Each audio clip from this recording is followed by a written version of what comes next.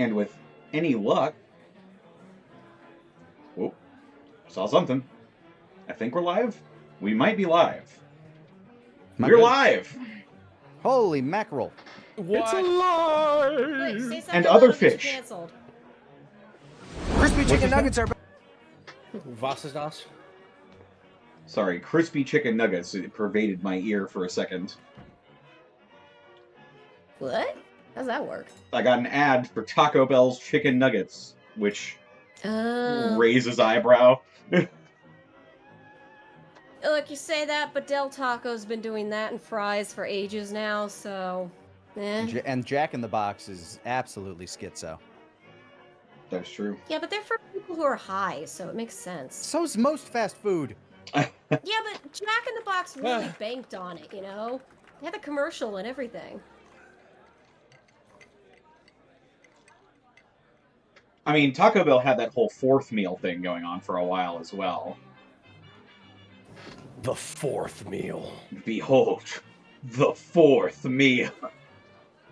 Everybody was just like, ah! Like, I sound like I'm streaming from the tub. They could have just called it Elevensies. Man, fucking hobbits would just be like, you know, like, why is that weird to you? I know what the hell's going on. God. They show it off at the Taco Bell board meeting, like they're all screaming and hooting. Like, one... It's like they show fourth meal. Four meal. They show fourth meal on the theater screen in the back of the room. It looks like the Ark of a Covenant. They're just screaming. People's faces are melting off. Like...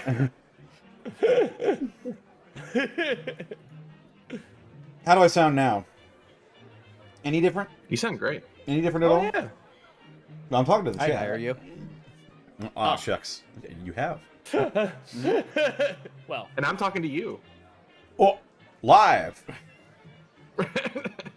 Are you talking to me right now?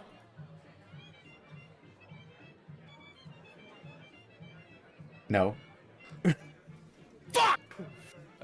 Okay. Yes, but I will be soon. As will all of us. We'll all be talking to each other soon as we get into tonight's episode of Gateway. Woo! Gateway? Guys. Gateway. It's getting real now. It's getting real. We're the pocket full of stuff. But before we get to any of that, let's go around the horn and introduce ourselves, starting with Fringe, my very good friend Fringe Type.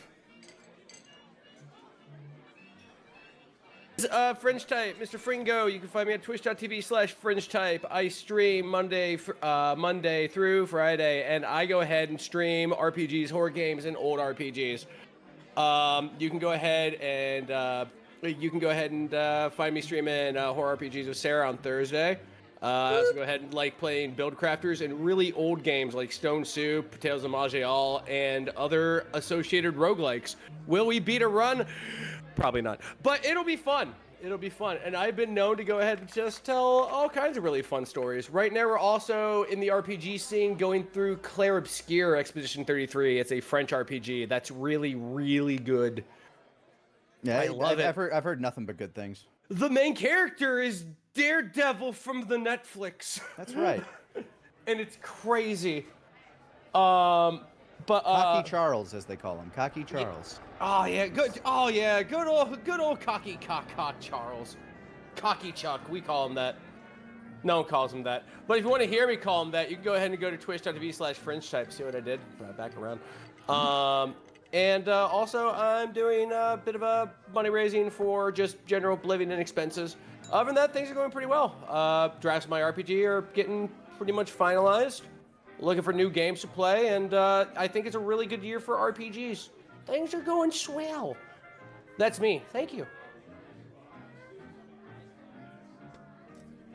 Awesome stuff. And up next, we've got Lanny Pator.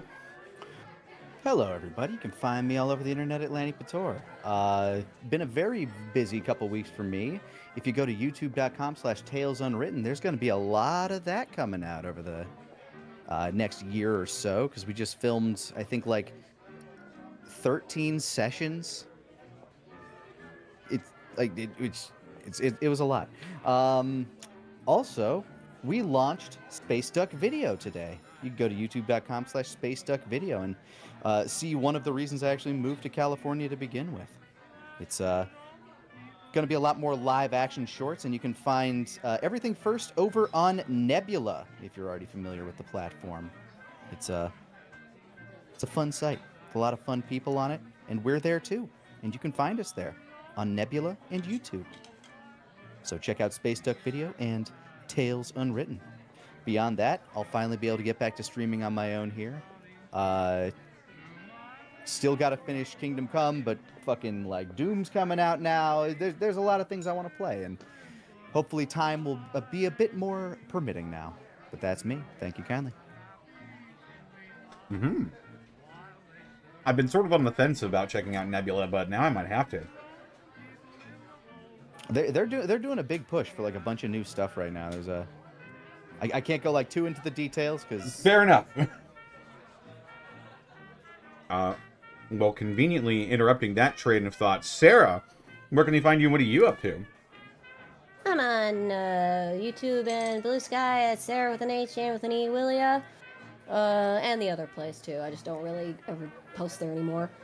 Yeah, I don't know. I've been streaming with Fringe, streaming here, yeah. But I'm working normally. Not much to talk about right now. Fair enough. Woo! In that case, up next, we've got Xanalis Grim. Yeah, it's me. You can catch me over on my Twitch channel, twitch.tv/XanalisGrim, over on Mondays at 7 p.m. PST for some Star Wars Souls D&D campaign I run with a few friends. Tomorrow, I should have skipped that one.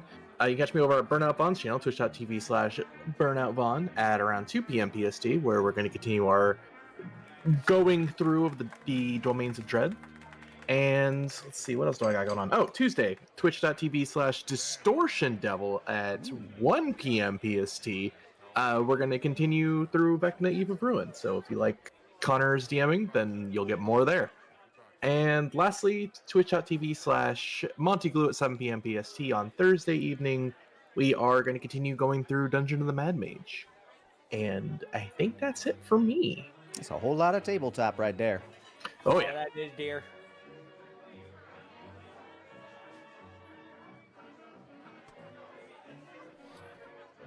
Excellent work. I should pick better times on which to stuff my mouth with food. Yeah, sorry. I'm trying to get quick with it. Well, You gotta do so it go. when, you gotta do it when Fringe or I are talking, because Oh, I've been doing it. I had a Yeah. big Yeah, plate full of food right in front of me, and I'm like, oh shit, Gateway. oh, they're done. Fuck. Oh Shit! man, I want to talk about this, but like, man, this Vamp, shit's vamp. delicious. Okay. Well, that does just leave me. And they can find me on Twitter, Twitch, YouTube, Tumblr, Blue Sky at Distortion Devil. You can find all my TTRPG content over at youtube.com/DevilsAndDiceRolls and patreon.com/DevilsAndDiceRolls. If you want to maybe drop by, support the channel, and maybe get some added benefits. We just had our monthly Patreon meetup on Friday, and that was a lot of fun. We played some Jackbox with some members of the community. Heck yeah. And we're probably going to be doing some V Rising next month because the new update is out. And, Oh yeah, I saw that. Looks really fun. Very More- exciting more stuff. More vampire. Vampire. Yes. I should really make one of my vampires be rising look like the Count. You're very right. Just make him look like Dracula Flow.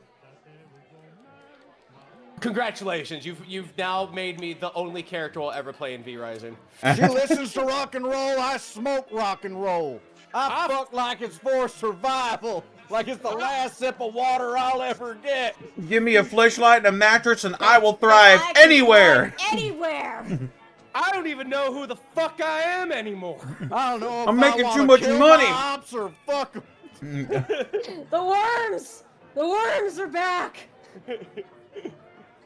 But yes, that's about it for me. Tomorrow we're going to be streaming some more of the original Fallout over on my channel. going through that game. We're about halfway through, as far as my estimation goes. But yes, yeah, very, very exciting stuff. Very, interesting playing through that game again. I forgot how jank it was sometimes. Oh yeah. But that's where the fun is. And that is where the fun is. That's where all the fun happens. And that's about it for me. But this episode was brought to you in part by Die Hard Dice. Jeez. We cut out real quick on that one. The mic just died the way they did in that one Monty Python sketch. It pulled a mark. There it goes. Die Hard Dice. It went Okay, did it again. Die Hard Dice is your one-stop shop for dice and dice accessories, and if you head on over to dieharddice.com, you can use the code Unexpectables to save 10% when you shop at dieharddice.com. As well, Could you also inform me about the merch store? our merch store is active, and inbound are a couple new designs coming down the pipeline whenever we are ready for them. Holy moly. But That's yes, awesome. I'm filled with mirth to hear that information. you can check out all of our previous designs over at our spring store as well. At Die Hard And Dice. And the Unexpectables as- store. Always. Always. We couldn't do this weekend we got without bits and subs from viewers like you. baby! From people such as... that again? I hate everything! It keeps happening. Damn it! Damn it! Damn it! I know. Nobody likes a Discord update. No! I fixed this! But it's always done this. The mic can't handle the power of the fringe. Very true. Yeah. Good upsell, Sarah. Did you know that the Grand Canyon was formed by Lanny and me screaming at the same time at the ground? I did. I was there. Yep, he was there, and I was there.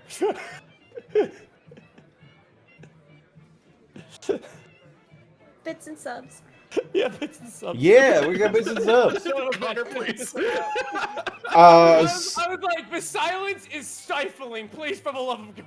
No, I'm just trying to hammer out this intro while we're getting our yucks in. I'm used to it. I played Slapbox. it. Do you need more yucks? We're fine. We're good. I am not gonna get it done in time. Slapbox King Cost, thank you for the 4 months of Prime.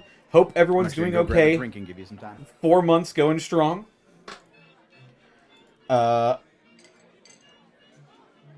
Breed UI, thank you for the 8 months. First time catching Gateway Live. Well, welcome. Glad to see you here. Oathbreaker John, thank you for the 100 bits. Gold Hype Train. And guys, our Gold Hype Train completed at 69%. Nice. Noise. Nice.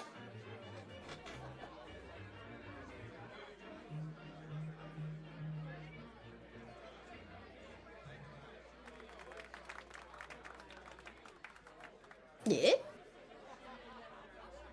I'm just waiting for Laney to get back. I'm typing the intro. Oh, fair enough. Back to the yucks. All right. Cracks knuckles. What kind of yucks we have today? Thank you. Exactly. Yeah. Yeah. Thank you. I'm down for that.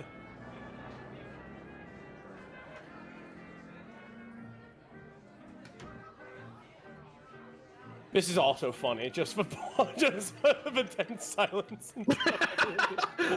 We should just put on the occasionally interrupted by royalty-free pirates. Someone comes in right now being like, is anything going on? Is Gateway tonight? Hello? Is it gateway time? Oh yeah. Oh yeah, it's gateway time. Alone. I'm back. Hey! Hello. Welcome back. Stifling. Mm-hmm. We may have done a bit where we were just very quiet. Oh. It was Sorry hilarious. for It killed ruining it. It was really funny. It crushed it. Yeah. It really killed the energy.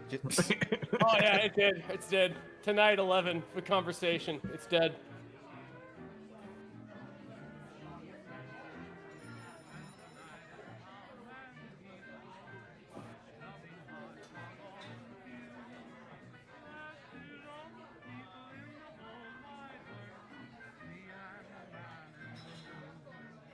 See, you get the bit. Yeah. And there we go. I'm And feeling there it that is. The You're part of suspense it is now. terrible.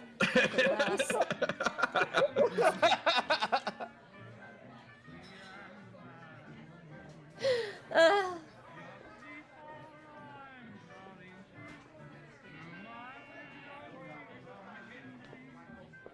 So how goes? and now the soundboard in A minor. Oh, that was Drake. Thank you. Damn. Thank you. I'll be here for the rest of the stream. Thank you. Thank you. Thank you. Thank you. That's too much. Aww. You've been too kind. That's too much. I've been too. That's too much. Stop. You've been too kind. Rob me right now. All right. If I don't get Okay. stabbed in the next 20 seconds, I'm leaving like a negative review. Yeah. Yeah. Okay. I'm looking for my knife. Hold on a minute. Let's just do a minute. I gave you I two guess I and a can half sharpen stars this Target because gift card. I gave you 2.5 stars because I don't think you deserve a 3, so I tanked you 0.5 a star. But if I don't get 5 stars, I think they put me in gulag. Correct. Oh. Were you there too? All right. All right. I think we got enough of an intro. We can get this shindig started. If you Oh, say yeah. so. You sure? We can gaff. We can go back to the We'll be all right. silence. We'll be all right. I do love a Gaff, good gaff, gaff. gaff, gaff, gaff, gaff, gaff, gaff, gaff, gaff. It's only an intro. Right. Let me fucking Find a voice thingy.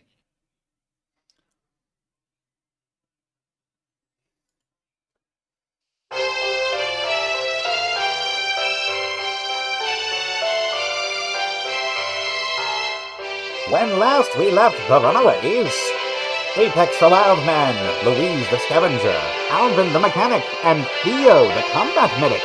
They said their farewells and goodbyes and departed from Westport, having uprooted its previous government. Getting into their Corvega, they sped off, past the titular gateway to the west, in search of Johann and Vault 40. However, as they made a pit stop at the White Razor's encampment, they found it to be empty. Tending to the lone, poor soul they left behind, he explained that the White Razors all picked up and headed east.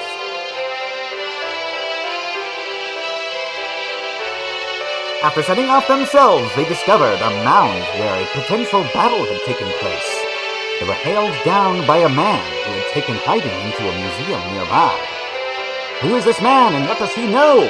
Find out now on tonight's episode of Gateway. I'm so glad we have a recap because I legitimately don't remember where we left off. Also, I apologize. I'm not sure why the music was so much louder than it usually was. Huh, it didn't seem louder to me. Strange. Apparently, it seemed louder to everyone else. It was a little louder, but I'm guessing to the audio, I'm guessing to chat. The audience is now deaf. My favorite skit. Well, let's see if we can check to see if all of the audio is in fact louder. Because I'll put on some ambiance.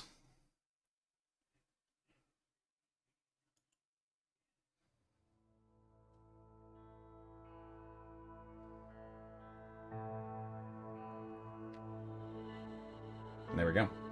That seems pretty normal. And there you have it. There it is.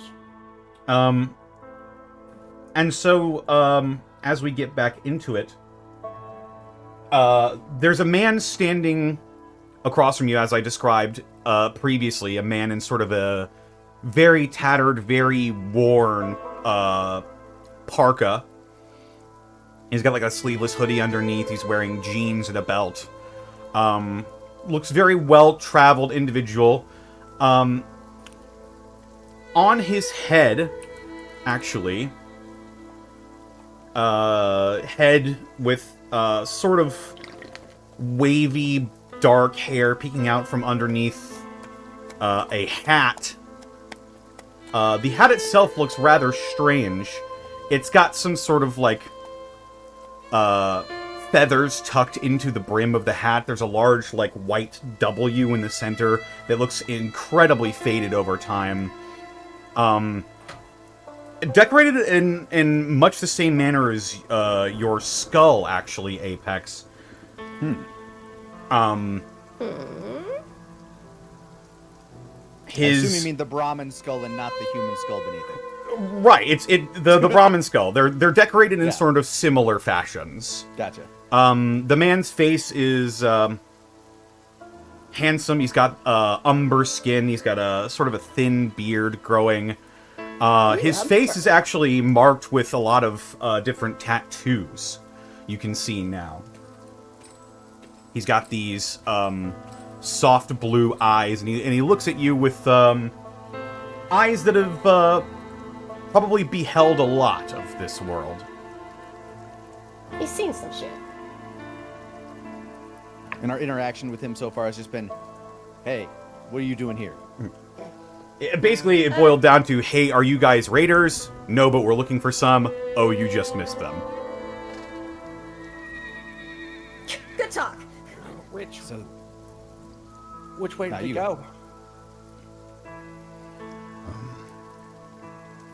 Well, like I said, they... couple of days ago, they, your raiders that you're looking for, they encountered a group of people, a group of ghouls. At first I thought the raiders might have been chasing these ghouls, but it looked like they were intelligently hiding away from their patrols. That checks out so far. Raiders were out in droves up until a little while ago.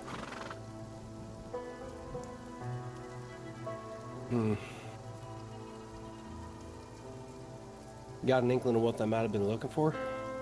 Not sure. Not my business. I've just been hiding out in here. Raiders came by a few days ago, maybe a week. I've been living here for a couple of days. There's nothing in here worth taking, so I just hid.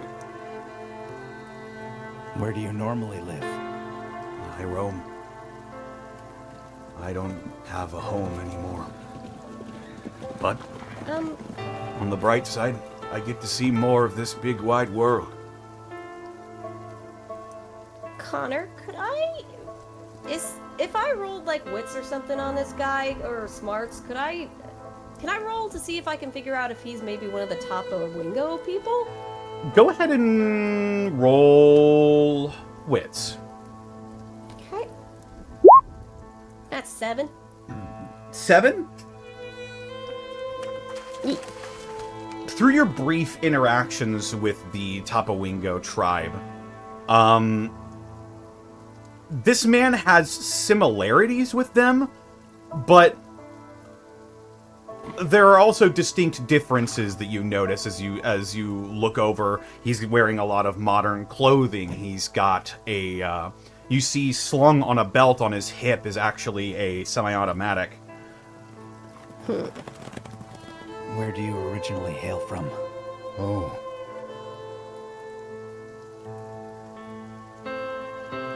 I hail from a place out west called Zion, but it's been nearly 10 years since I left my home. Apologies, I haven't really introduced myself.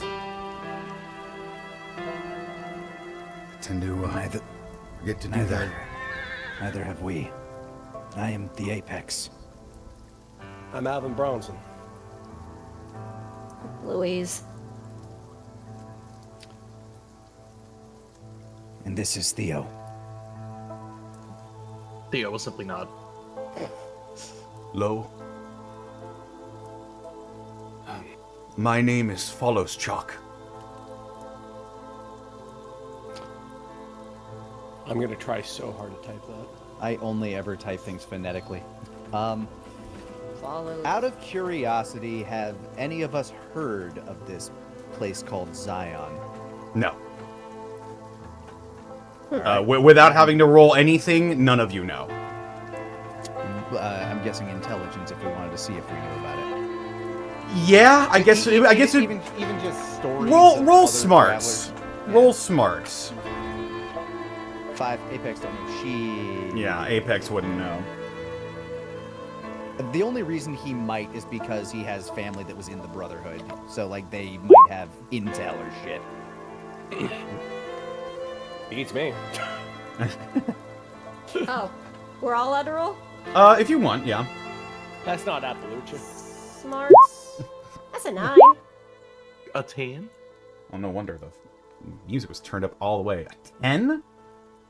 Louise and Theo. Louise, to you, the name sounds familiar.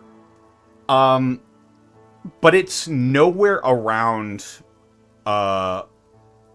you know that it's nowhere in the general, like, St. Louis area.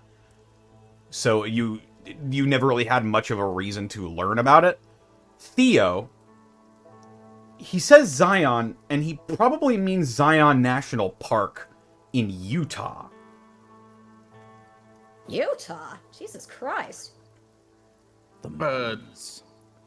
Sorry, I might need some clarification here, but did you mean Utah?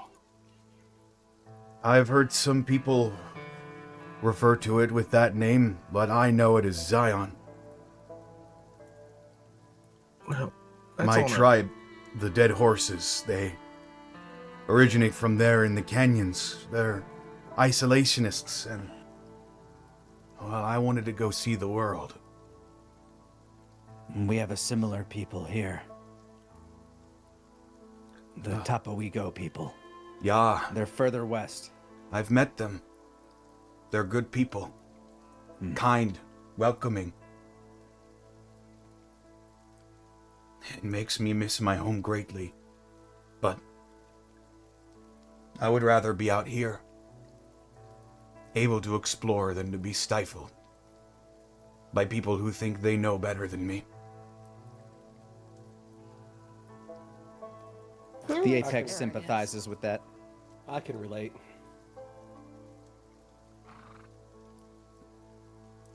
You never explained why you were pursuing these raiders. It's a long story. There's a friend of mine, Jet. She's tied up with him, and I'm trying to go ahead and find what happened to her and theirs, and see if I can't go ahead and figure out what became of them. They've been going through some rough times lately, and I feel, rightly responsible. And I was going to go ahead and talk it out, so I went to where they were, a little bit out east, about northeast Motorsports Park. And everyone was gone, except for a buddy of mine. He told me they went out around hereabouts. We found some weird tracks in the dirt, and then shortly after, you flagged us down. So I'm really trying to find her. Is what I'm trying to get at.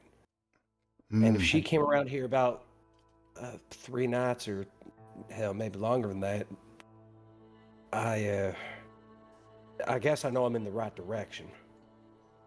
If you're Speaking of looking... that, What did you call them again? the White Razors. White Razors. Yeah. Sounds almost like a tribe name. Back out in Zion, there was an enemy tribe that we dealt with called the White Legs. No fooling. Well, Let's hope that these White Razors aren't as monstrous as those. You said they were being pursued by ghouls? I thought at Or first that they were pursuing? I thought at first that the raiders were pursuing the ghouls, but the ghouls were evading their patrols. I doubt the two even knew the other was in the vicinity until they met head to head.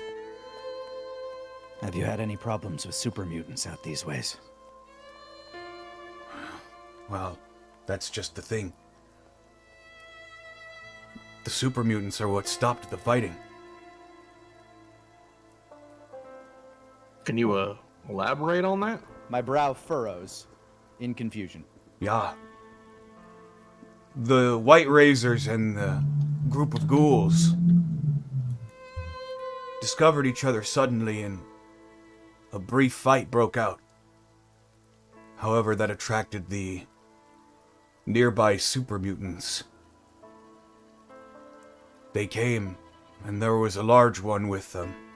Larger than any I'd seen, at least. He arrived and the fighting stopped. I think they were in awe of him. They spoke briefly and then they all left together. Wait, the ghouls and the White Razors went with them? Yeah. I don't understand it myself, but that's what I saw. The The ghouls biggest- make sense. They have a relationship.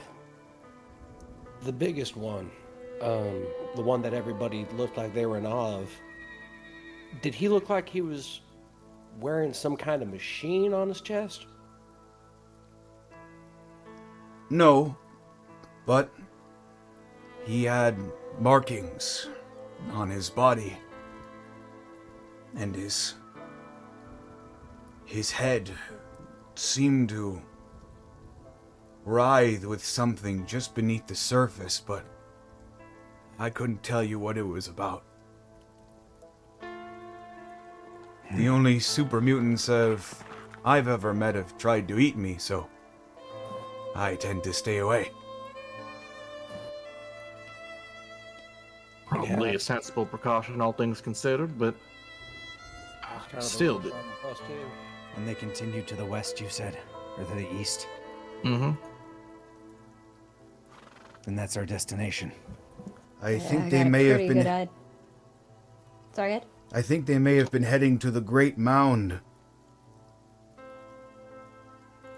The great Is man. that something we can see from here? It is not something you can see from here, no. Well, it's not that great. So true. I never voted Louis- for it. Louise kind of winced. She's like, I have a feeling they're all I think they all went to Vault 40. Vault 40. Check. It's yeah. Would the vault would just be like a big mound, wouldn't it? I mean, they might have built it by it or around it, for sure. That's true. How far out is this great mound? And to answer your question, Vault 40 is where we, as far as we know, all the super mutants are shacking up around. Follow Shock thinks for a moment.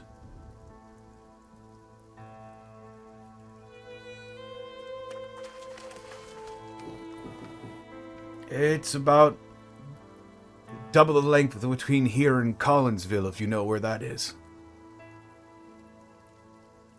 Here in Collinsville. Collinsville. Collinsville. I don't remember. Sorry, I wanted to get in on it too. No, sir, I'm not familiar with the name Collinsville. It's a small settlement to the northeast, but with the super mutants and all of the raiders and the ghouls in the area, I'm not certain what the state of it is at the moment. Well, if there are people living around there, maybe we might be able to find some more information about that over around there. I've been waiting for a moment to go out and check. I do a lot of courier work out here and near Chicago. Well, we're heading in the same direction, so if you're tired of traveling alone, you can travel with us. I wouldn't Well. mind it.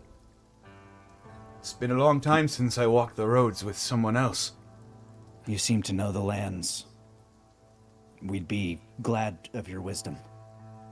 Well, back in my tribe, I was training to be a scout, but I left before I could become a full member. But I know the lay of the land pretty well. I'm training to ride a bear. Oh, A yaoguai. Yaoguai. Everyone just nods sagely, like, yeah. Yeah, that's what he's doing. Fucking idiot. There's Apex trying to ride that bear again. God damn it, every Thursday we do this. Why do you want me to build a saddle? Apex just standing there, like holding on to like some constructed reins. It's important to me. The bear keeps batting me off. Now there's fair something enough. I'd like to see, yeah? Alright, I suppose I can show you around.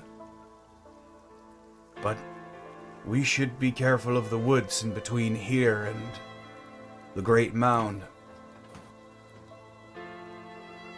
What's in those What's woods? that? I don't know. I was too scared to go in. But there's something in there. I heard it stomping and whispering to itself. It's verbal. That's ominous. I'll look over at Apex, Theo, and Louise. You know anything? You know anything like that? Big, stompy. Johan. Maybe maybe there's a super mutant in there that isn't with the Johan. I mean, I can't think of what can talk to itself and also be that size. Nothing immediately comes to mind, at least from my end.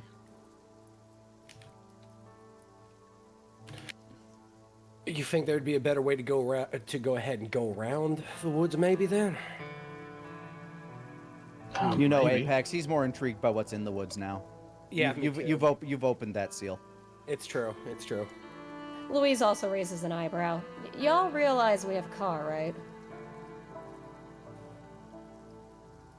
I mean, Yeah. but like the woods, though. But we, Well, with due respect, can it go particularly well off of roads? There are roads in and out of the wooded areas. If we stay on them, we should be safe, but I don't know. I'm not sure what was in there. The moment I heard it, I turned and ran.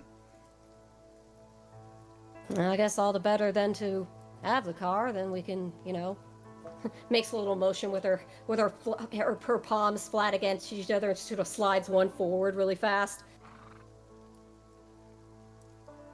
Shoom. Must be some good mechanics out in this area.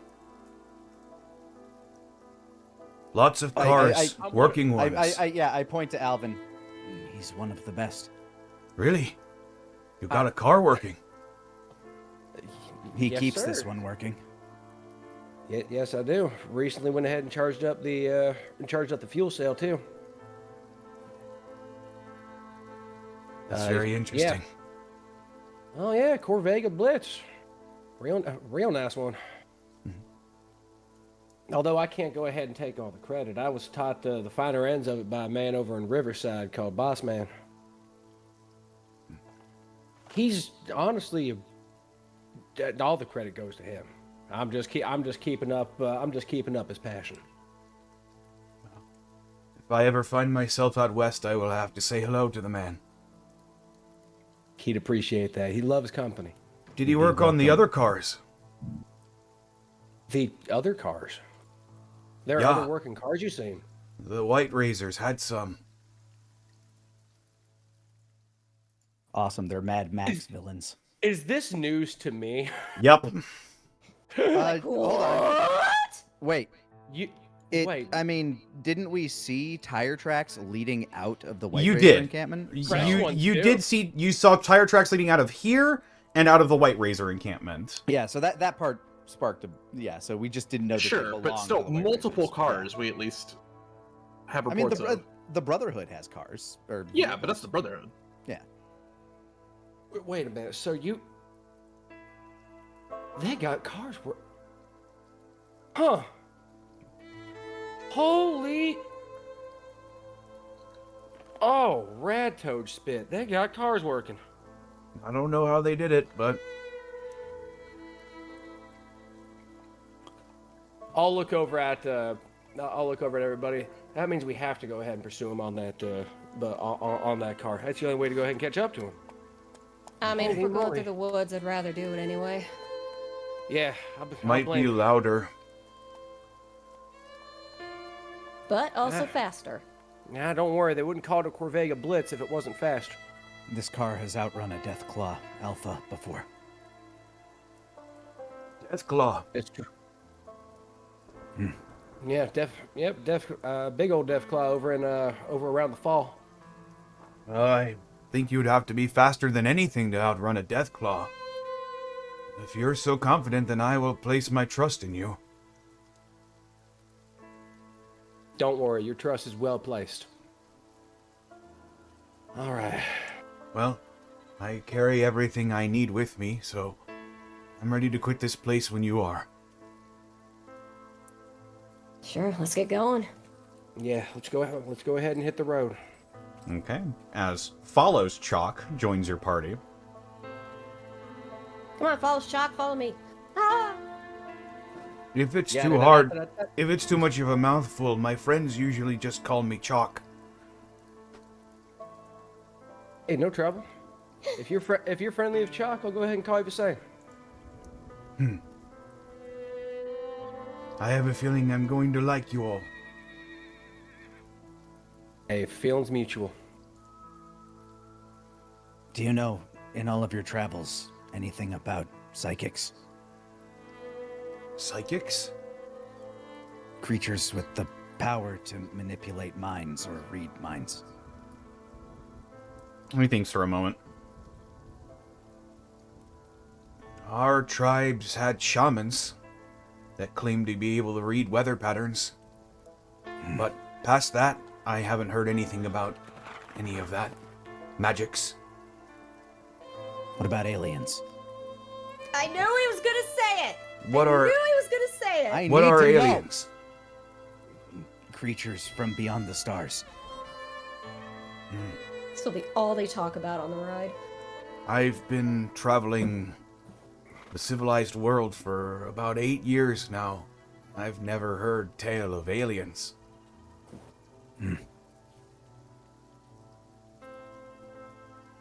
Apex just sits quietly now. Okay. When I was a little kid, I heard ghost stories from Jet's mama about something that might be an alien, but that's about it.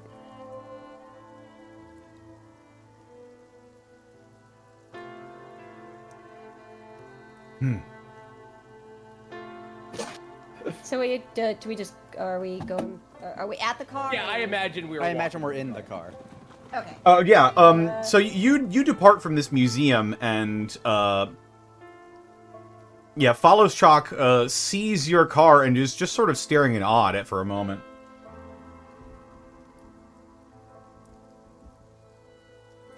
The real deal right there, Chuck.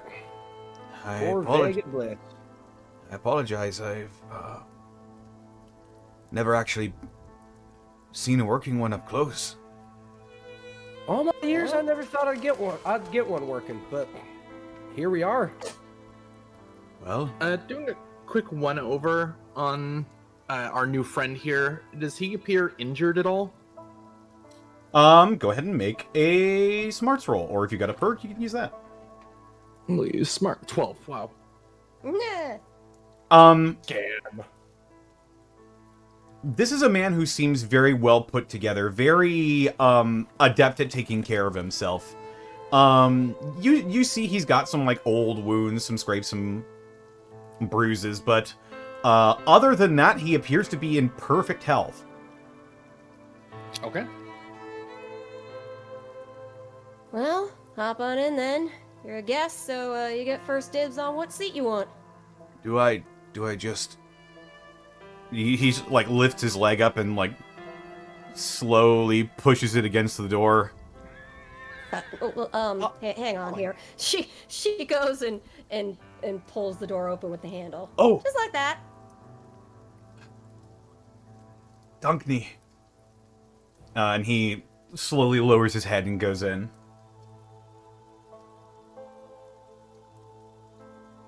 Apex gets in on his side and once again just kind of sticks his head out the window, waiting for the wind to go. He's got like a little traveling pack with him, and he pulls it off of his back and sets it on his lap, and he's just sort of like slapping it excitedly as he looks around the inside of this car. Gotta go to school. Gotta go to school. car. Love Never- riding the bus. Yeah, yeah, yeah. Never thought I'd ever be inside of one of these. I know, right? Normally, when I was a kid, we normally just used them for parts and whatnot. You're gonna love this experience. When I first traveled to the Mojave, I didn't know what they were. I thought they were the husks of great beasts. Ah, no fooling. They ain't no husk of no great beast, but I can go ahead and tell you that was kind of how I felt whenever I saw my first red toad when I was a little kid. Big old thing. Never even thought things should get that big. Must have been 5 or 6. Anyway, you're gonna Rad love it. toad. Yeah, like Not sure I've ever seen anything like that. it's from where I'm from. You said you're from out west, right? Utah? I grew up in a canyon. I have the base of a canyon with a few other tribes. I was born out east in a place called Appalachia, West Virginia. Appalachia. I don't think I've been. Very hilly. But you ever seen frogs or anything like that? Anything in like ponds and stuff like that? Well, I've seen frogs. There used to That one be. blown up 20 sizes and has one big single eyeball. While They they look- talk, Louise is gonna put the car in drive and get going. As you I- start, I- I- as I- you I- start the car, he grabs anything that he can find, and he's like looks around, nervously. What's happening? I forget, do don't the worry, don't seatbelts worry. work in this thing? If they do, Apex has never worn one. They do. He's a Yeah. The renegade. seatbelt, like the that. seatbelts do work. Yes. Oh, you can go ahead and use the seatbelt there if you need. I'm not Is I'm a this decent normal? driver. This Yeah, is no, it's fine. Okay. Don't And worry. he, like slowly one of lowers his yours. arms down, and I put this and this. he grabs the seatbelt. He like pushes them Well, together. there's a no. That's Apex's actually, but he never uses. Reach Oh. over on your other side have- there. There's a. Oh, I Yeah, see have it my now. head out- I have my head out the window. I Yeah, think I was. you just push the metal bit into that darker bit until it clicks. Think I was sitting on mine. Oh yeah, that happens. Remind me, Connor, is this an automatic or a gear shift car? Corvega Blitz. I believe it is an automatic. Well, I was just doing. All right, here we go. Don't worry about it. She puts her foot on the gas and it just sort of revs. Probably scares that guy. Oh, right. Drive. Okay, let's go. And you begin to head off. What direction do you head in? Well, he said northeast, east-ish, right? That's correct. Yeah, you said Collinsville was to the northeast. Yeah. Let's go kind of that ways away. Alrighty. Do. As they go and as you lighten up our map, Louise will say over her shoulder, "So, are we betting that those ghouls were maybe box guys?"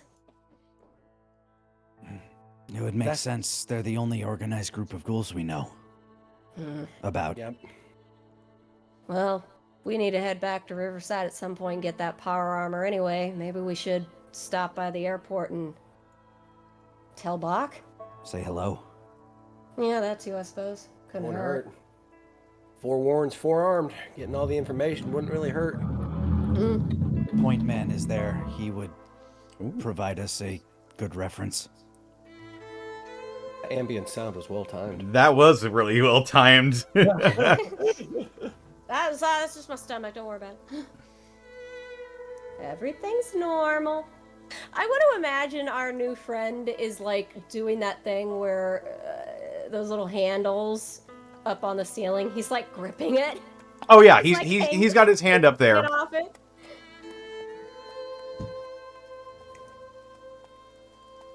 But yeah.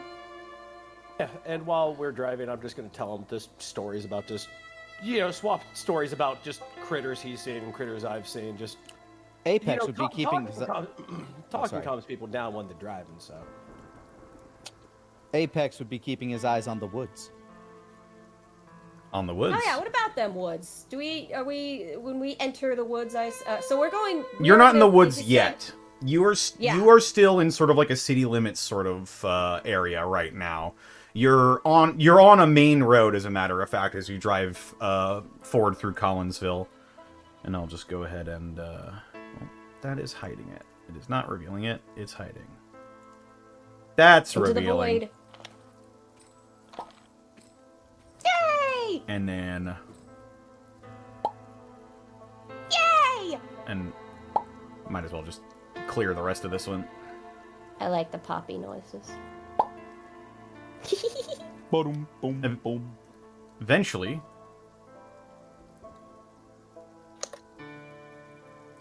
you all find yourselves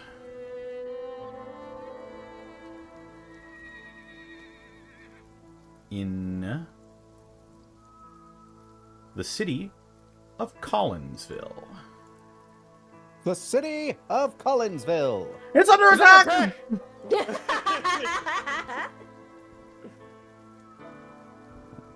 Memories. Memories. You pull in and it's a lot like downtown St. Louis in that there are a lot of very old-looking buildings littered through narrow roads.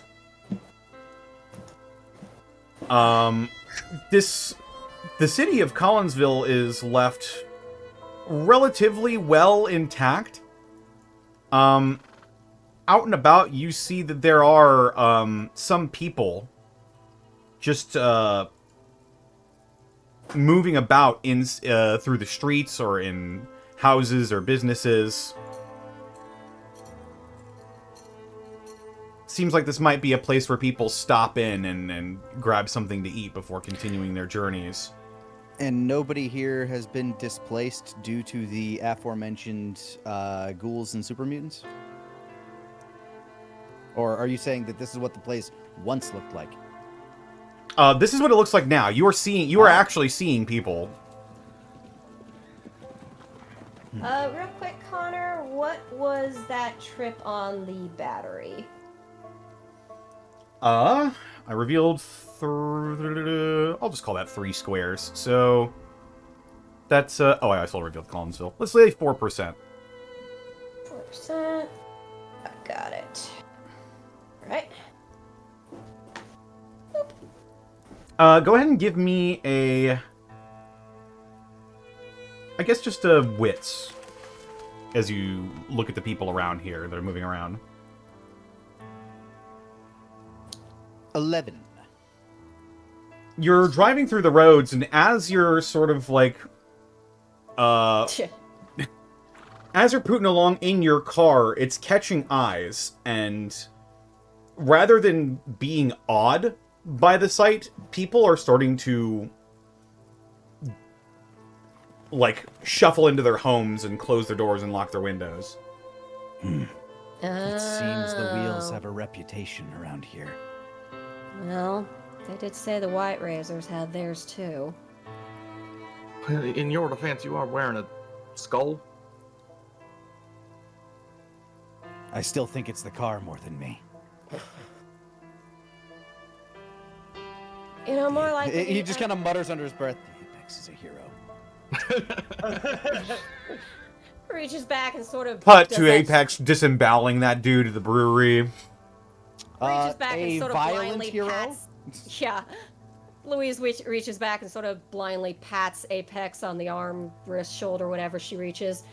Nah, I think it is the car more than you, to be honest. But I guess there's only one way to find out. Whereas Louise will just find a place that seems decent enough to park and park it. The Apex is only a monster to his enemies. He is a friend of children. like Gamera. Gamera is full of meat. Gamera is really neat.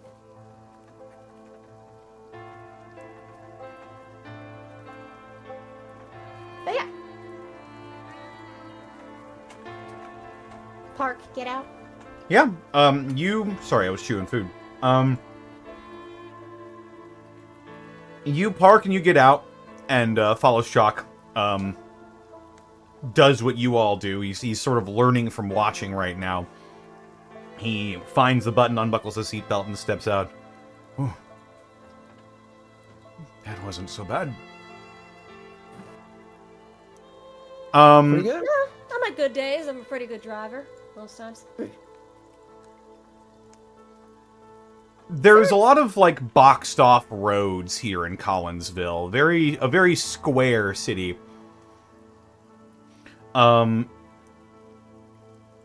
You see the people like through the windows or through doors or even through alleys just sort of watching you all. Is there anyone still out in the open that, I don't know, might be talkable to? No, not really. However,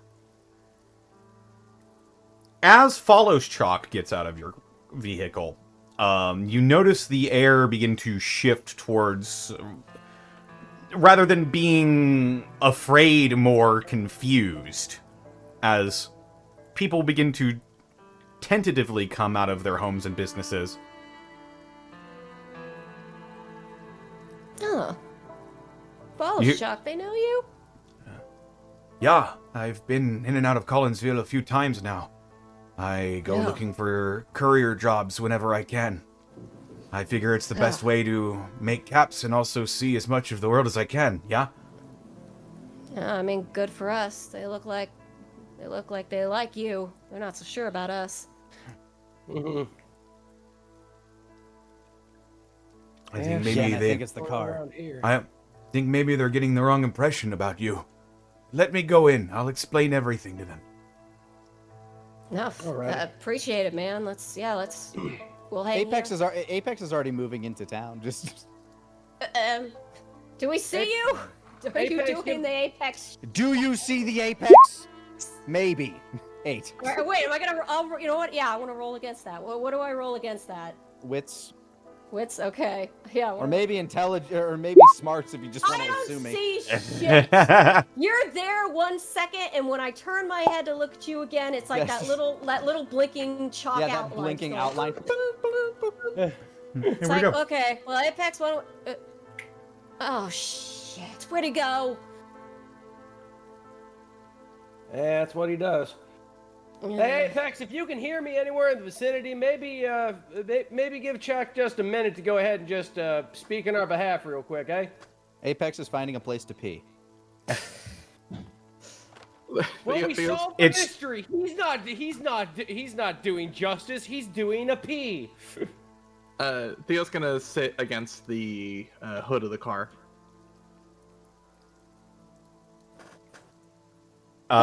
Most of you wait for a few moments. Apex, you walk off to find somewhere to take a leak, and it's easy enough. There's plenty of alleys in this place.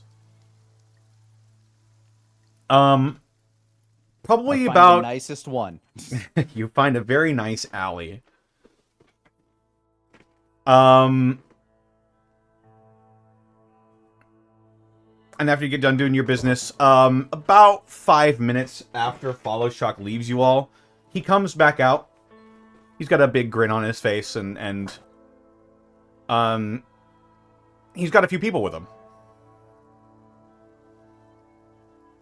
All right. Oh. That bodes well.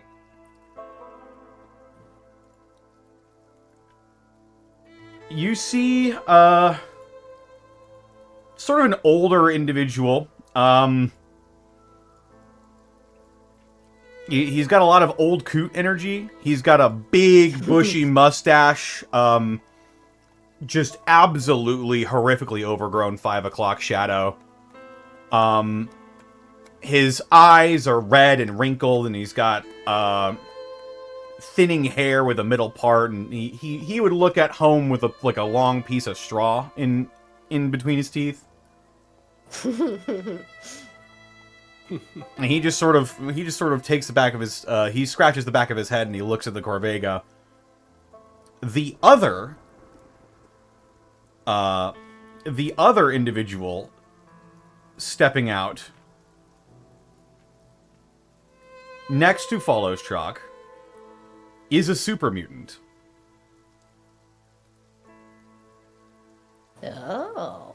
Apex come back from taking a pee. Ah, that's immediately into battle stance. Apex, let's just hang on. Theo's gonna have the laser rifle kind of slung at its side, not like in a position to immediately, aim or anything, but just kind of having it near and at the ready. A bit nervous. Louise raises an eyebrow, but I mean, the fact that he's come out with them and nobody seems concerned, she'll just sort of shrug and push herself off the car and go walk over to meet them. Howdy. Hey there. Well, howdy yourself, the older man says as he's still scratching the back of his head, eyeing your Corvega. No. How'd you get that car working? Just looks at Alvin and lets him go. Well, if you'd believe it, it was actually going ahead missing the transmission and a couple other smaller parts. We went ahead and machined most of it over in Riverside, but the transmission, that was a journey all of itself. You machined that car? You machined parts of that car yourself? Yes, sir. Yes, sir, I did. Well, shit. Apex has not dropped battle stance, by the way. That ain't the damn. I think your friend, he's taking a little bit of umbrage. Oh, everything cool, Apex? I'm looking at I'm kind of like slowly approaching the super mutant. The super mutant, by the way, is I guess eccentric would be the way I would describe his outfit. He's got this big, like, plaid scarf on with a poncho that looks like it was made from sewn together jackets that are entirely mismatched. He's got, like, a big pink beanie on as well, and just these big sunglasses that completely obscure his eyes. Oh, novelty sunglasses, I love it. Louise will sort of shrug and she'll hold out her hand to the coot man. Like, oh, nice to meet you, I'm Louise. Nice to meet you yourself, young lady. Name's Old Harold. And then she'll hold her hand out to the super mutant. Hey, name's Louise. The super mutant looks down at it slowly. Slowly reaches a hand towards you, Louise. And between his thumb and forefinger, gently pinches your hand and gives it a little shake. Apex eases. Mongo. Mongo. Oh, nice to meet you. Mongo, glad to meet you as well.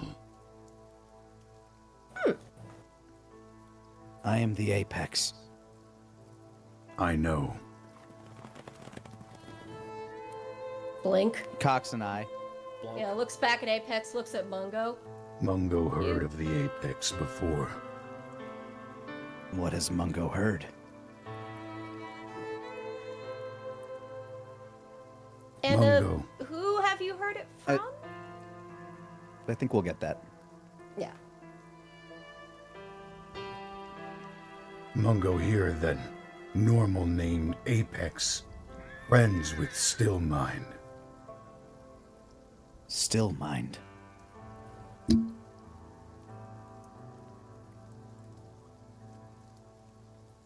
Apex kind of like widens his arms as if to like I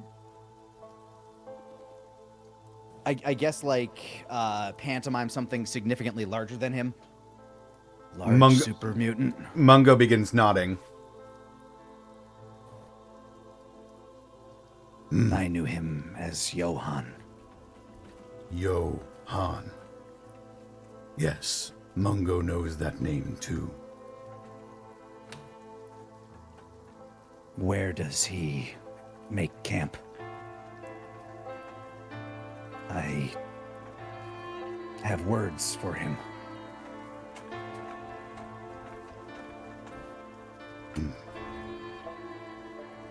Mongo wonders, Apex. Mongo wonders what you will do once you find the Haven. As I said, I have words. Whatever finds me. That's the other question.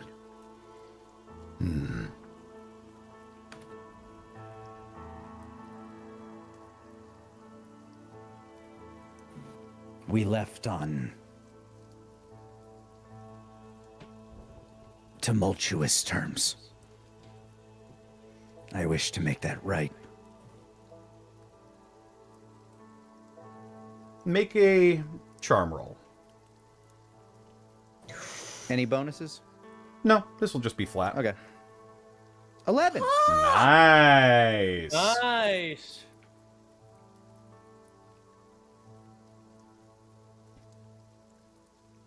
Mongo will believe you. But Mongo warn Apex. We are peaceful. Emerald Acropolis. Best for everyone. Best for mutant. Best for normals.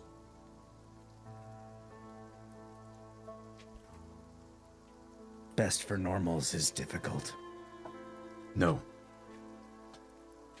Best for normals is easy.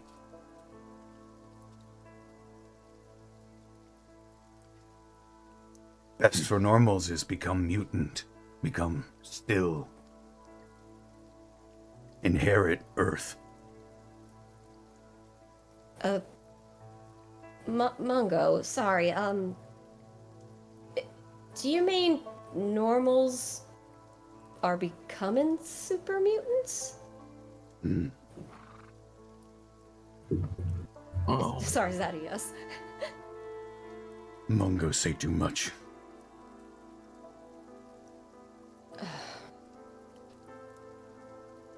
Mongo, do the normals have any say in this?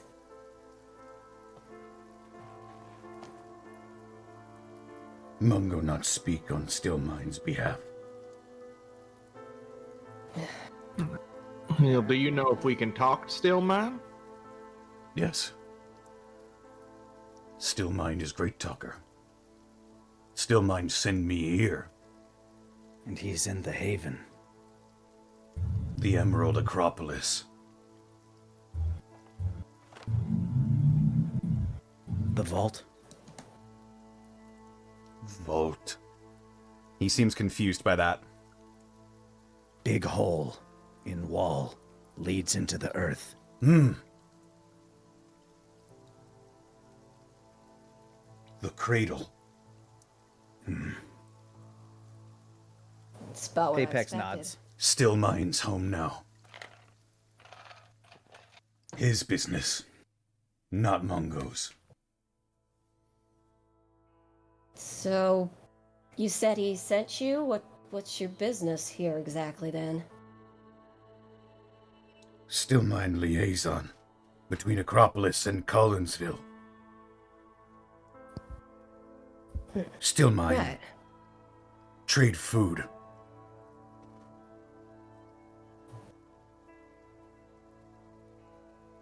Okay. Not understand. All food radioactive. Poison normals. Better if become mutant. Speaking of normals, Mongo, I'm looking for a group of people who may have followed with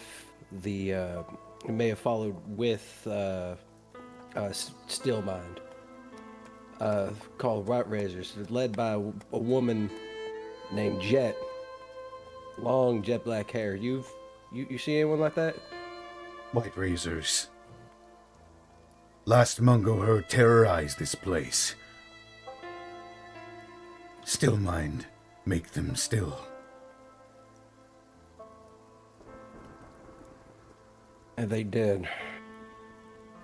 When you Make say this- make them still, how do you mean, actually? White razors want to fight. Still mind makes them still. No longer want to fight. Think better. Think without rage. Become normal again. But better than normal. Mongo's still better than strong. Mongo. Think clearly. Have strong body. Mongo perfect.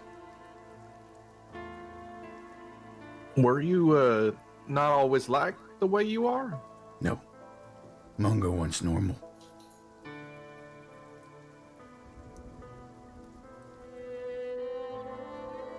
Theo's going to be trying to suppress any form or a pretty dire amount of anxiety here. Oh no, It's gonna- Louise is there with him. Gonna kind of excuse himself and just take a few steps back, leaning against the car, still listening. So where did you? Alvin's, sorry. No, go ahead. Alvin's eyes are kind of darting, and these white razors and Jet that were still, are they At like yourself? Acropolis. Mongo not know. This days ago. Mongo, the Mongo. process. Mongo, I'm so sorry, sir. The Say it right, process. stupid. It's like, oh. He's quite articulate. You should, return it in kind. vowels? How long does the process of making a normal into a super mutant? How long does that usually take? Don't know.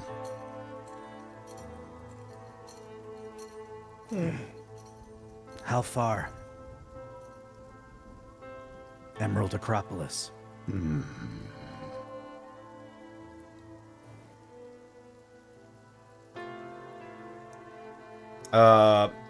He thinks for a long moment.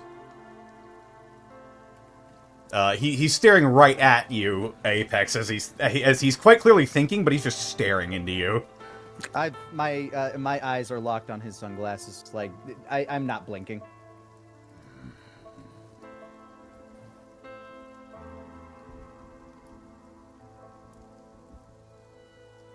You take car. Yes, it goes fast.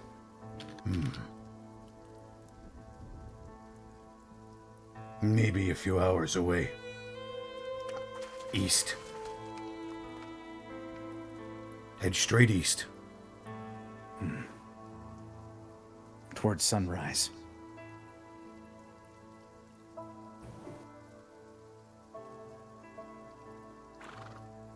Still mind wanting to see you too.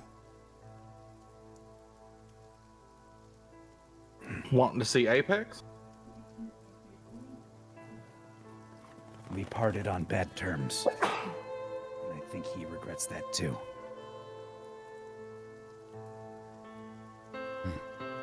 This all Mongo know.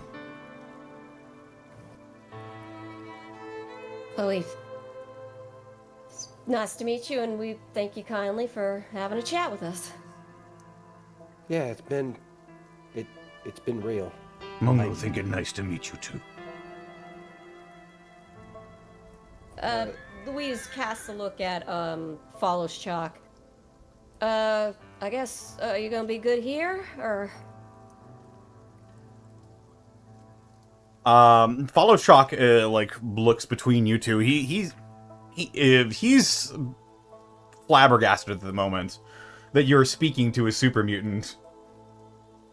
He walked out with the dude. I'm just going with the flow. Well, Well, just if you wanted a ride anywhere else, or I don't have enough rad weed for this. Well,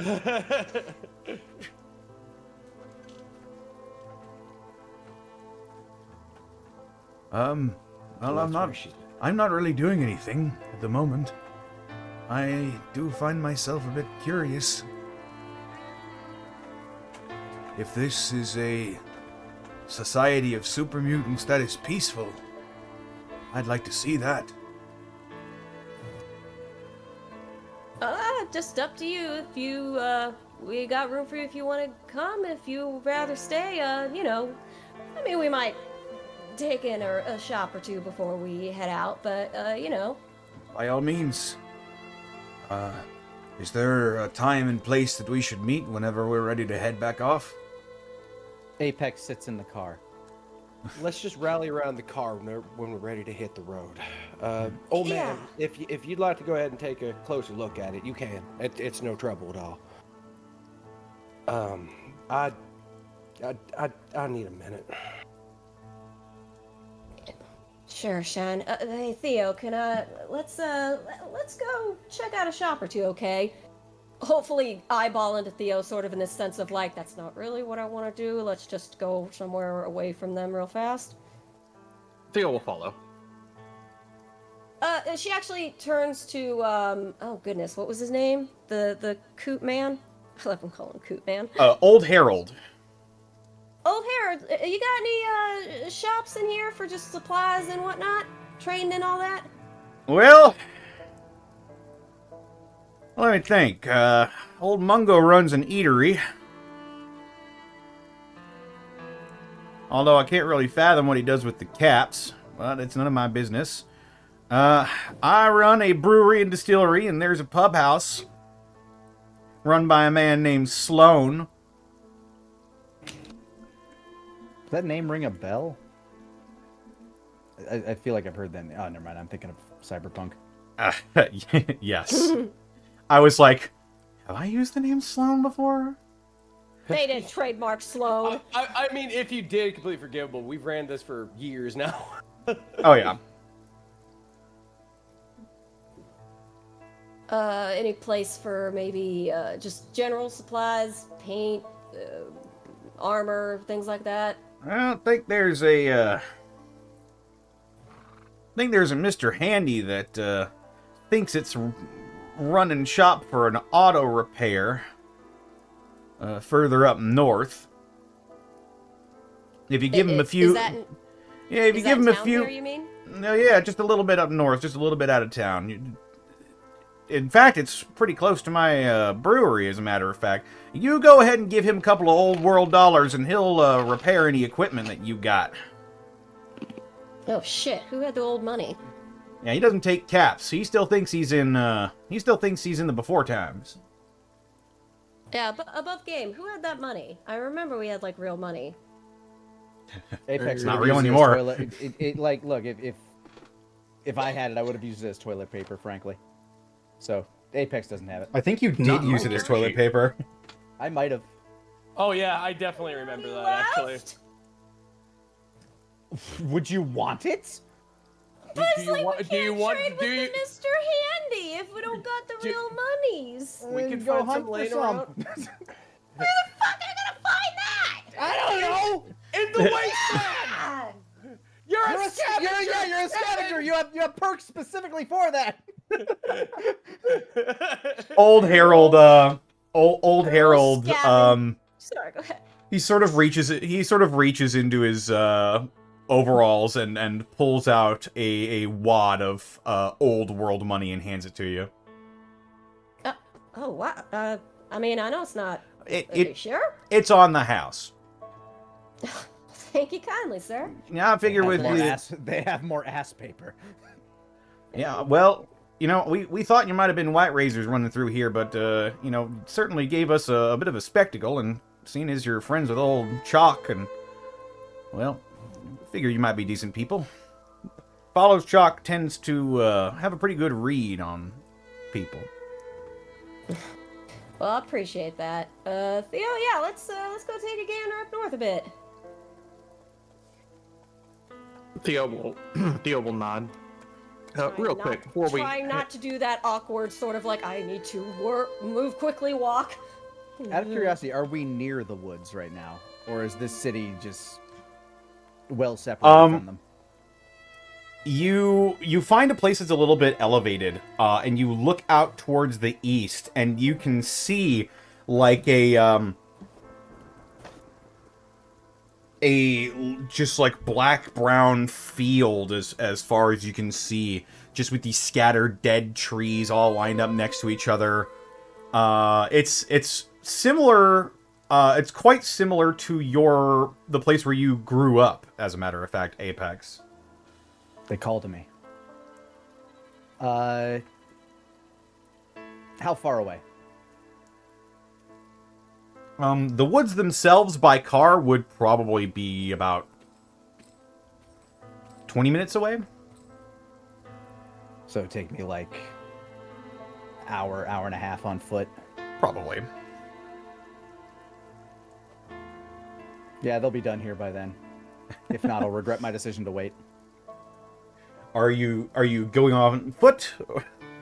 I was considering going on foot if it were close enough that they could catch up, like, you know, just I could see the woods and they could catch up to me and have it be like an easy little side adventure while I look for a fucking monster. Apex has some new tension he needs to work out. Unfortunately, is not quite that close. However, Apex. As you're looking out over the large forested area with all of the dead trees and blackened greenery that's taken place over the centuries since the apocalypse happened. You're scanning out over the town, and something catches your eye. As what is it? Out to the south, you see cresting over the horizon a beautifully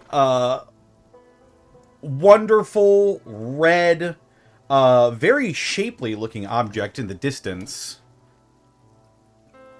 Pretty lady? What? Hot apple? What? As standing tall above the road in Collinsville, you see the one, the only, world's largest bottle of catsup. I was on the edge of my seat. The Apex yearns for the corn syrup. And there it is, right there on the map. We got him. We got him. We got ketchup. Catsup. It's catsup. Oh my god. Ketchup. Catsup.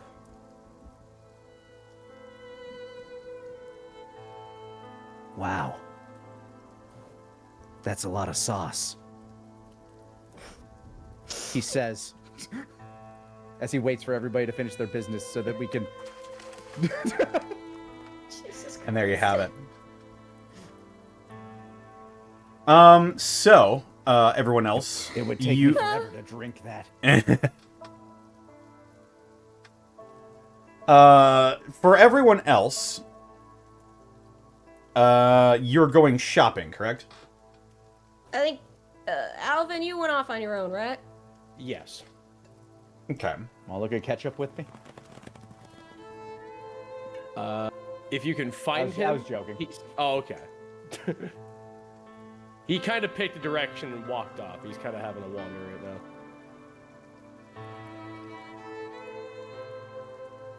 Go hunt the Apex. I can't. The woods are too far away, and people don't like being hunted. And I'm not ketchup. Alvin. Or catsup. I don't think Alvin would appreciate being hunted either. No. You know, Take his mind off things, though. people tend not to enjoy being hunted on the whole.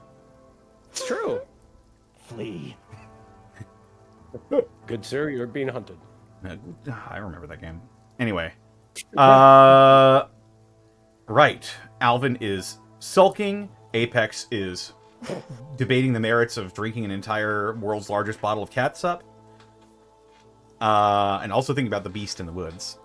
I'm very Theo, much thinking of the Beast in the Woods. Theo and Louise, you're out shopping. What precisely are you looking for around here in Collinsville? I don't think we're I actually mean- shopping. I think we were just trying to get away from everyone to talk. Oh, okay. Well, that was the I mean, impression I I don't got. mind going in that direction too. Check out the wares, just because it never hurts to do a little bit everywhere we go. But yeah, like once she's sure they're out of earshot, she just mutters under her breath, "I do not fucking like the implications." Well, go on. Love to hear your thoughts on it. Looks at him incredulously. I mean, I'm not sure what else I should think except that he's talking about brainwashing people and then making them super mutants. Does Theo know the meta-contextual reason why the Brotherhood is out here? Like, came to the East Coast? You are aware that the Brotherhood of Steel came out here some years ago. Let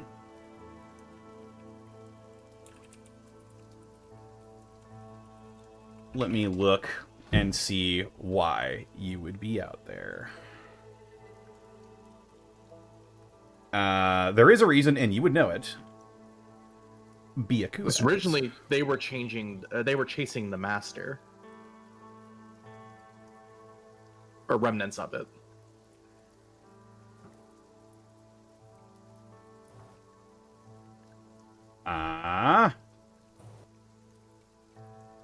Yes, If I recall. a splinter faction of super mutants that were still loyal to the Master had essentially cropped up and essentially taken over St. Louis. And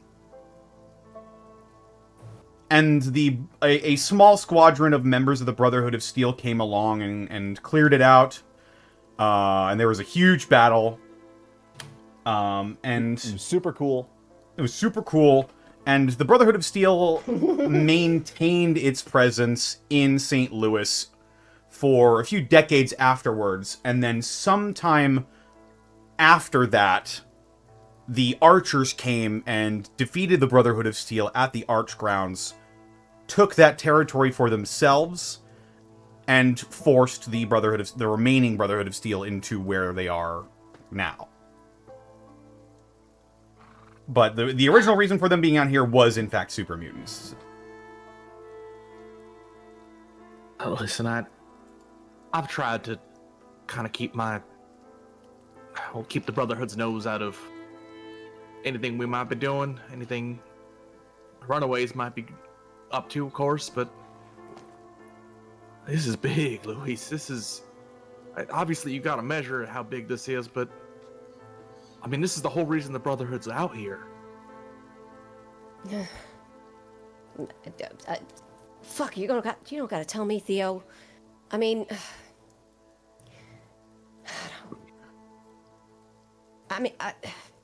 Look, it's one thing if somebody, wanted to become a super mutant. That's one thing. I ain't gonna judge anybody on what choices they want to make. But what Mongo was talking about definitely doesn't sound like they're giving people a choice in the matter.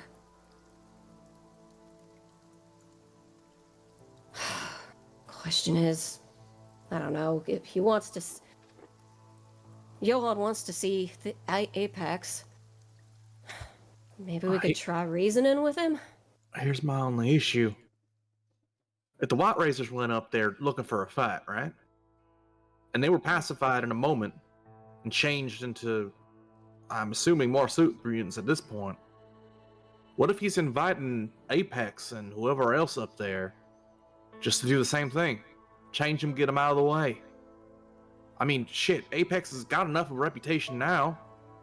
Might be trying to get power players out of the way. Place them with super mutants. Louise ponders that for a good, serious few seconds.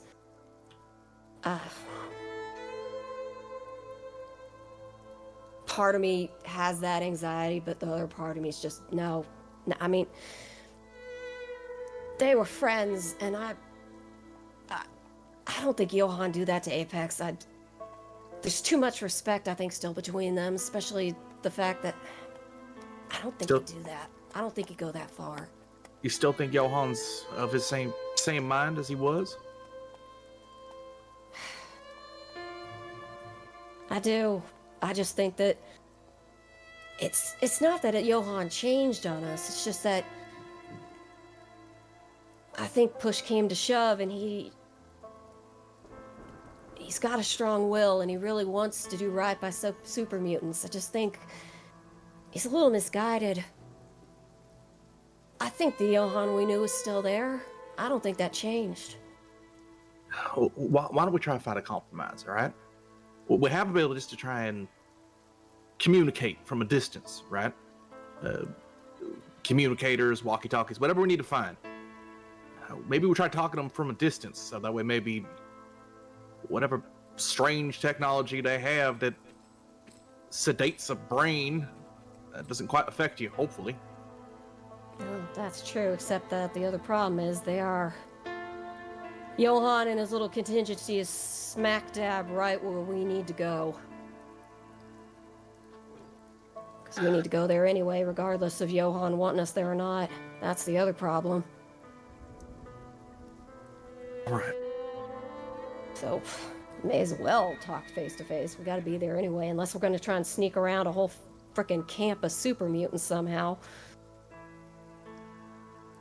And that's the thing, though. He took the ghouls with him, too.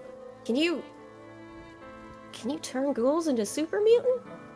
Actually, above game, do I know this or not? We didn't know we could do humans. Ghouls would be resistant to the FEV, I think, so I don't think you can. Yeah. But that's up to Connor. You've certainly never heard of such a thing. Okay, then. In fact, I'm not sure how much about FEV in general you would know outside of what you've learned in the campaign. We certainly haven't done any extra study on it. Well, you have talked to Dr. Howell about it. Yes, Yeah. but that's about the extent of our study is the thing. That might be someone worth paying another visit to, considering stuff we know now. But she looks to Theo and she says, "It sounds like he took the ghouls with him too, and ghouls are already mutated. How the fuck are you gonna turn a ghoul into a super mutant?" Unless... From what I understood from Mongo, they have ways to make food, or they're trading for food. Ghouls tend to go where it's safest, where the water lies, as it were.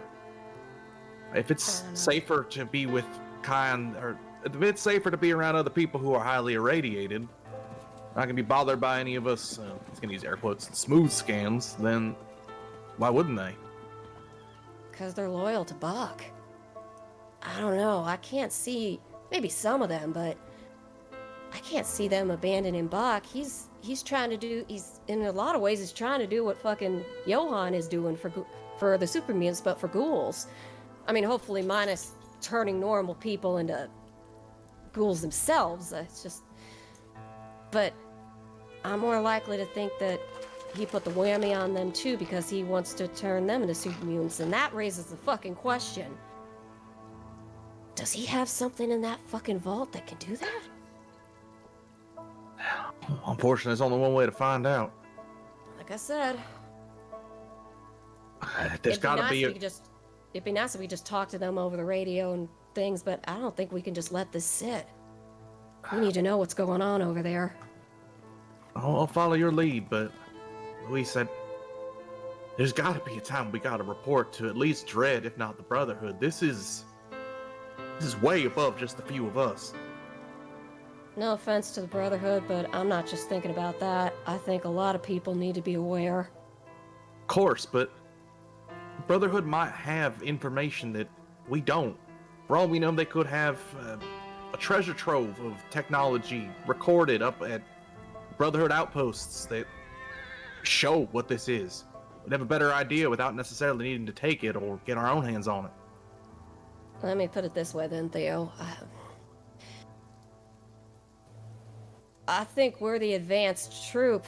I think if we go, and if we can put a stop to this or something, that's all well and good, but I think if we fail, then yeah, it's gonna spread out. So we need to really do something over there that makes it not... I don't know, there's a chance we could not come back from this. I mean, if we don't come back from this, we need to make sure people know that if we don't come back, shit's coming. Alright, I got an idea, but I don't know if you're gonna like it. I don't like much of what's going on right now laid on me. Alright, what if one of us... I'm suggesting this. What if one of us lays back in the back of the trunk of the car when we go up there? And we sedate the hell out of him. Medical-induced coma. I got plenty of drugs to do it. That way, if something does affect the mind, hopefully, I don't know, when they wake up, they'll have a better chance of finding out what the hell happened. You got a way to do that, like, in bulk? Because I can't imagine it's gonna be we're gonna last very long if we're just running from people with hypodermic needles trying to do one at a time. What I mean to say is, if we make first contact, try to talk to them, and it is a trap, at least one of us will hopefully be able to get the rest of us out, rather than all of us getting trapped. Oh, I see what you're saying. You know, to be fair, that's what happened the first time we encountered Johann. Like, the very, very, very first time before we were friends. Well, they knocked you out? Well, I was fighting in the arena, and, yeah, we were all kind of incapacitated, to be honest. It was Cynthia that got us out, but the advantage Cynthia has over the rest of us is she's a synth. Johann can't crack that brain. Alright, well... And it's worth thinking about, to be honest. I mean, I'm not against any ideas at the moment. Maybe fuck. For now, let's go fucking shopping. We're here. And he'll open the door for Louise. Oh, why? So are you walking into the repair shop? Where this Mr. Handy apparently is. That's further north, isn't it? Or is it still in town? I assume we were walking and talking. From where you are right now, it's in town. Okay, but you're going into a car repair shop without the car. No, I think we're going to wherever the Mr. Handy is. Yes, he's a car repair. That is an auto repair, yes. Well, Louise wanted to see the Mr. Handy, so we're going to see the Mr. Handy. Yeah, we got all this free money that doesn't have, shit streaks on The it. free money. The free poopless money. Poop free. Wow. I come with the currency. No money toilet is paper. truly poop. Asterisk does not account for poop on fingers. Wait, what? Oh, no. Oh, it's awful. Yep. Think about that next time you pinch the corner of a dollar bill. Someone's poopy hand's been there, probably. Oh, no. But you open the door to this establishment. It's sort of a plain-looking building, white walls, blue roof. And manning the counter and hovering as ever is a Mr. Handy model that is just completely just Voiced by like Matthew pristine. Oh. You notice that a lot of the parts on the Mr. Handy look relatively well taken care of. He's shiny. He doesn't like squeak when he moves his arms and stuff. Some parts of him are even polished. Near mint. He goes, Ah, hello there. Welcome to my auto repair shop. I've missed that voice. I'm told I'm voiced by Matthew Berry. Checks IMDb. It is a good match. How can I assist you this day? I came to just check out your wares. Is it all auto related, or do you have any other bits and bobs? Any bit and bob made of machinery can be repaired by my masterful hands. Oh, you don't say. You do repairs too. All right. For merely That isn't $20 true. US, I can make your gadgets work like new. Do you do upgrades? In this economy? Silly little goose. When you say upgrades, what precisely do you mean? Make armor better? Make guns bang bang better?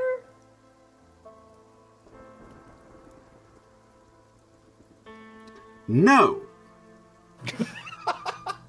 Scanning. No! Say, Louise, when you got that armor of yours, I imagine it was in decent condition, but at the very least, maybe you could patch it up. I mean, actually, my armor's looking just fine. I need my other computer so I can look at my inventory. What else? Stuff, insulated. Yeah, I mean, any armor that got damaged just completely shot to shit, so I doubt it's even workable anymore. Thinks back again, sadly, to that plus 10 armor I had that I gave to Johan, and then he grew into a giant fucking behemoth. And fucking Whoopsie. Oh! Oh no, I broke it. Oops. Poor armor. Oh, it's so tight. Whoops. I guess you'd be like, well, let's just, I guess take a look at your inventory and see what you got. Now, when you say inventory, what do you mean? You're What supposed to you bring have? me inventory that I repair. It says it on the store side. Oh, So he so- only This has is not- services. He just- Auto upgrade or auto buy stuff from me. It's auto repair. Oh, I see, and, I see. Well, actually, above game, how is the Corvega looking? You tell me. You're the one who's been looking after it. I've just been looking after the battery. Damn. Guess it's half health then. Does it need an oil change? Does it have the check engine light on? Does now. God damn it. It's improv, Sarah. You set the rules sometimes. Alright, Maintain fine. that son of a bitch. Very well. Damn, guess it's broken. On her last legs. I mean, technically it's free because he takes shit I mean, money that I doesn't know for do sure anything if someone anymore. was keeping track of its health, but, well. Because I haven't seen That's that fine. thing's Hey, health. Apex wants to walk through the woods anyway. I haven't seen that thing's health bar in ages. I remember seeing that health bar like once. I haven't seen that fucking health bar of that car in ages. We'll establish a system It's when we're fair done for here everyone. tonight. Like, Establish I a was system. under the Now, impression it's at that I was under the fucking. Oh, here we go. Yeah. Last time we. Oh fuck! I remember this now. I can put the fusion. Oh my god! I'm stupid. Okay, 20% that. Last I guess the armor's 18 out of 20, according to this. I've been maintaining it. I mean, I guess I could. I'll just turn to Theo and be like, Theo, why don't you make chit chat? I'll go grab the car and bring it over. He'll nod. And I will go get the car. Apex is currently sitting in the car waiting to go. It's time to leave. In a minute, we got free money that doesn't get used anymore because it's old worldly money, and there's a Mr. Handy that'll take it and fix up our car technically for free, so I'm gonna take it over to him, I suppose. Apex crosses his arms. Oh, is Follows Chalk still around? Follow Chalk is still around. He's just sort of, after you guys all scattered and said that we would meet at the car, he just sort of went back not into... with a given time frame. He said to come back in an hour, so Okay. that's what he's going to do. I thought if he's still around, I'd just tell him we're popping off for a second. I don't want to, like, where did car go? Yeah, you can No. you can Oh, inform no, I you missed- can inform Follows Chalk. I missed. Yeah, just let him know where I'm taking the car. Tell him I'll be back in a bit. And Falls Chalk, if you see Alvin, I guess tell him we went up north a bit to that shop, or I don't know. Hope he's Yeah, okay. I can do that. Is there something wrong? He's just worried about those people he's talking about, you know?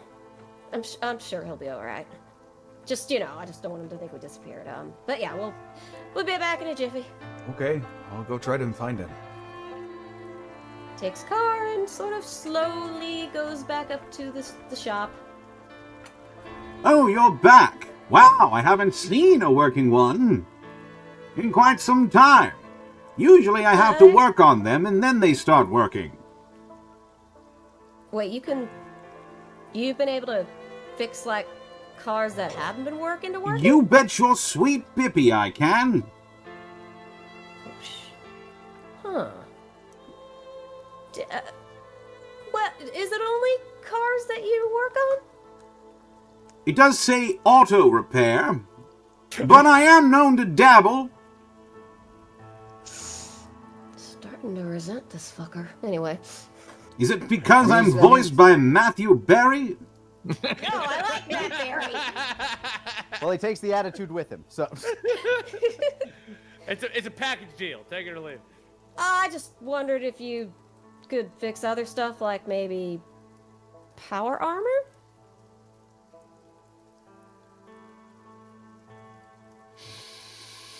No.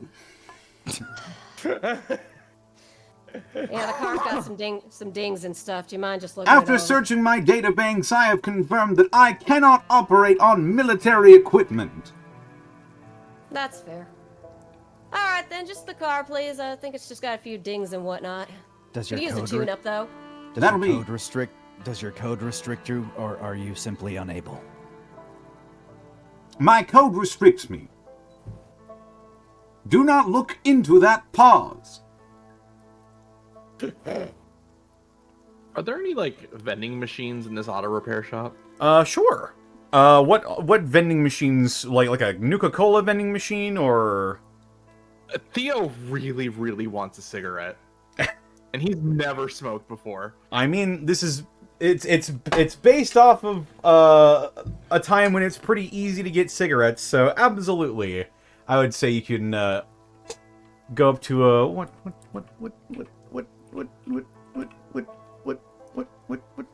Exactly. brand. Okay. What is it? Cigarette brand. Lois, what the fuck? Lois, Lois, what? what the fuck? Lois, what the Sigma? What the Sigma? Let me see. This is crazy. In that time, I was voiced by Matt Berry. Lois, if you could find my shirt, I would be most grateful. Wife of mine. Ha ha ha ha. Do they not have named cigarette brands? They've got to. I don't know that they do. Camels? Make one up. Marlboro? Or do you mean like in the Fallout universe? In the Fallout universe. Okay. You managed to find a Gray Tortoise brand cigarette vend. I imagine it takes real world monies. Old world monies. It does in fact take old world money, yes. But you know what I'll else say, it Louise, takes? can I borrow a few of them dollars? Yeah, sorry. Here you go. Hey, he's gonna buy a fucking pack of cigarettes. You purchase yourself a 200-year-old carton of Gray Tortoise cigarettes. Or, Carton, let's go. I guess pack. Aw. I Listen, mean, we for have so much free money, you could buy the equivalent.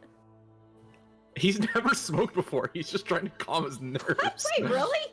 How do you know it's gonna calm your nerves then? He knows what it does. That's what it does. He just, yeah. Okay. He's a doctor. Trust him. 9 out of 10 doctors. Hello. And then Theo's gonna take out a cigarette, a Gray Tortoise, and walk over towards the Mr. Handy. So you mind being $1.09 this for me? Why, certainly, my good sir. Only the finest for my customers. And he pulls up a blowtorch, and a gout of fire just at the edge of the cigarette. It maybe burns off a little bit more than you hoped, but it does the job. Theo's just gonna shrug and just kind of wait outside near where the car is and just have a smoke and a think about what's going on. Always a pleasure to serve my friends and neighbors. And Apex smells the stale tobacco.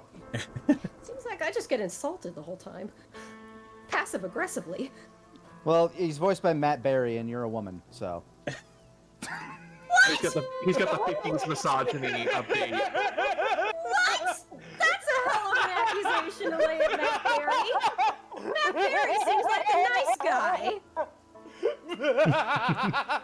Yeah, but all the characters he plays are usually pretty misogynistic. I know I don't have the proper equipment, but I'd like to give you a fuel injection. I mean, in What We Do in the Shadows, he loves his wife. The point is, it got a laugh. Oh, dude, that came out of nowhere. Holy shit! And so he takes maybe about an hour and manages to buff out some of the dings and scratches that the car has gotten. And actually, with his skill at repairing automobiles, once the Corvega is complete, it gets spit out looking like it's from before the war. wow. It is repainted and polished. The tires have been reinflated. The engine block has been completely cleared out of dust. Everything has been greased. Everything has been finely tuned. And though it may have been just 2 bits of damage,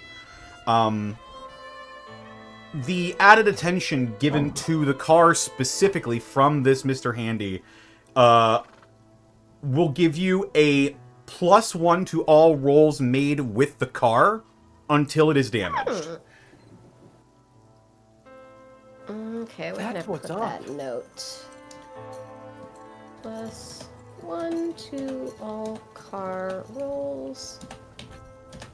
And once it's damaged, it's gone forever? When it takes Until it damage, gets it's gone repaired until again, I you guess. repair it again at the Mr. Handy Okay. shop. Comes.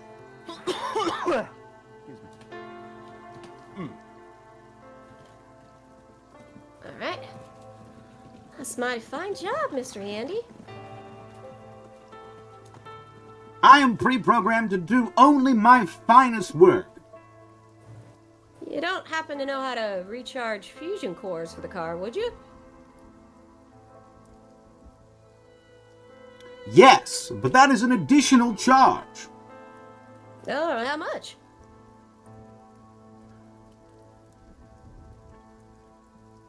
Last I checked, that would be 5 United States dollars. Louise nearly chokes for a second. It's like, and that's to fully charge a fusion core? Yes. Can I have 2. The one in the car and the one in my pack. Can I charge both of those to full power?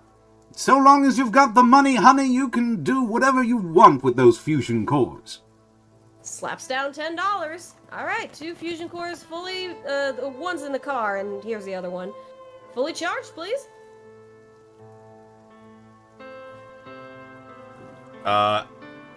The Mr. Handy takes its big arm and scoops your money across the counter, puts it into a little cash register, ping, and takes your fusion cells, goes back. The lights dim a couple of times and you hear a loud sound that sounds like thumping. And then it stops. And then out he comes, 2 completely fully charged fusion cores. Holy shit, this is awesome. I love that it was just a few thumping, and then like I've like back a couple weeks. I'm like, I'm gonna charge this. I could die, but let's give it a shot. Yeah. The difference And then is there was it this has robot the, who'd... It has the equipment to do it.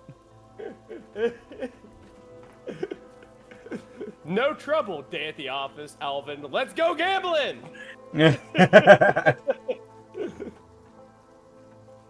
All right, gosh, I guess that's everything? Theo, you good?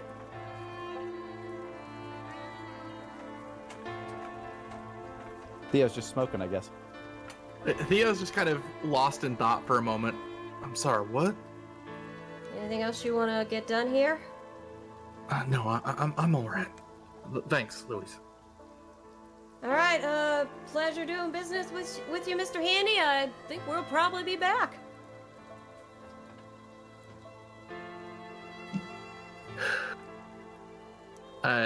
Theo will light another cigarette, kind of just blankly look past the group and sit in the get in the car. I mean, Alvin's still off on his own somewhere, but... Louise gets in, rolls down Theo's window, so the smoke is going out there, and will very slowly putter the car back to where the meeting place was. And while all of this has been happening, Alvin, you've been off on your own. What have you been doing? He is walking the street and he's trying to just avoid crowds. He's just trying to walk as is lonesome, and he has his hands in his pockets, thinking about what might To be the sad man behind Greenfelt. Yeah, he has his hands in his body. He's thinking about Jet and everybody, and how the fact that they might be either A, all dead, B, crazy super mutants, or and the fact that all this really feels like it's his fault. Like, he feels very much like he blames himself for a lot of this. And so he is kind of just having to walk to clear his head. And he's just trying to avoid crowds, maybe walking down an empty street, down an alley, or what have you. Trying to think about that. Okay. As Alvin is off on his lonesome, having to think, you are shadowed.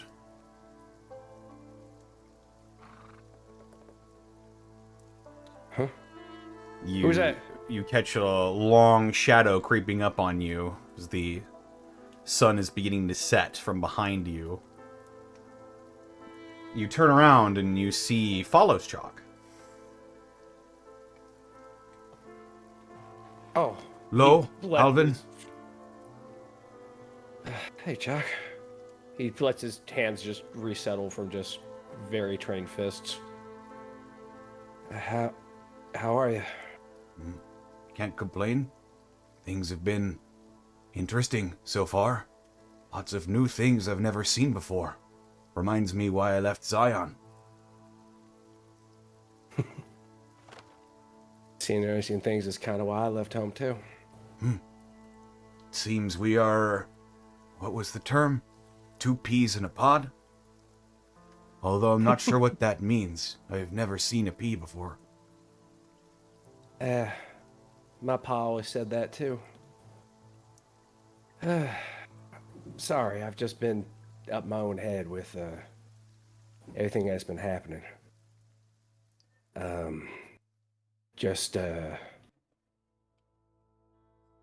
I feel rightly responsible for what's happened to Jet and everybody. And I don't know what might become of them, and I'm just getting really nervous. What makes you responsible? Well, I know the White Razors weren't great people, all things considered, but there's a settlement belonging to the south of here called Greystone. That was founded by my daddy and Jet's parents too. And when that got destroyed, it was all infight and whatnot, led to a lot of shit and whatnot. And then her and I were kind of surviving by ourselves for a while. We were, I think, 12 or 13. Just had to go over. I'm sorry, I tend to ramble, but it really comes around to like, we always looked out for each other. And I was a member of the White Razors. I was basically like her right hand, red hand. You used to be a raider? I was. We were trying to run it differently. Back where I'm from, settlers and raiders just had two different ways of doing things, two different ideologies. Raiders where I'm from normally hunt down the big critters and whatnot, keep roads and what have you safe. And then the settlers go ahead and do the trade in the building. It's a symbiotic thing.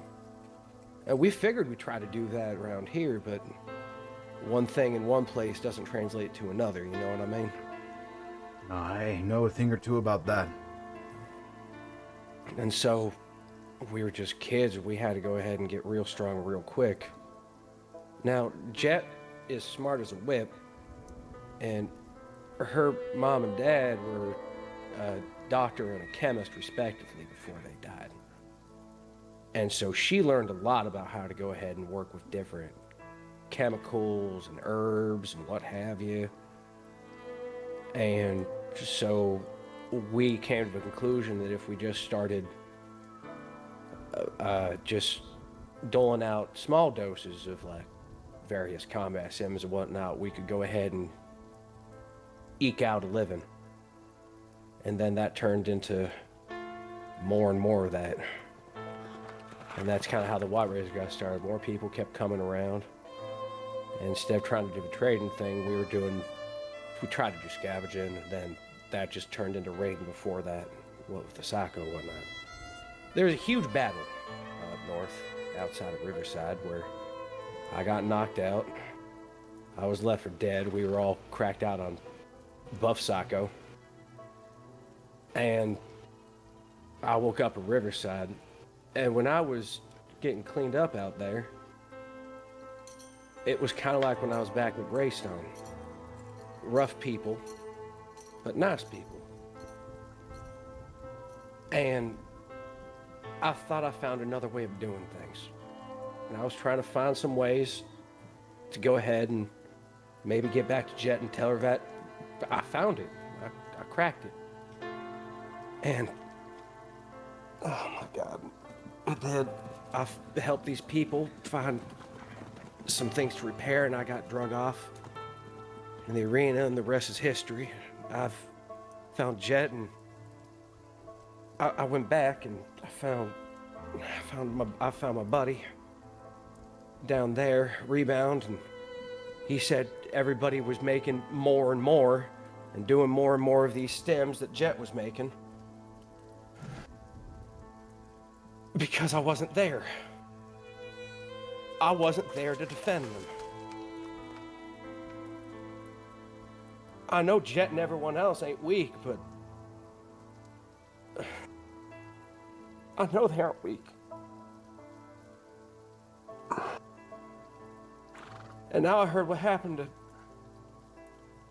Jet and the others, and they ran to Johan, and I don't know where they are. And God damn it, she's my friend, Jack. She's my friend. She's my friend. I just want to make sure she's safe and alive. I want to get her out of this shit. I just want to get her out of this situation.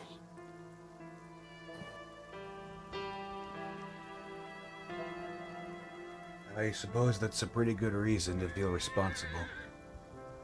If not for the White Razors in their entirety, then at least for your friend Jet. It's a tricky thing.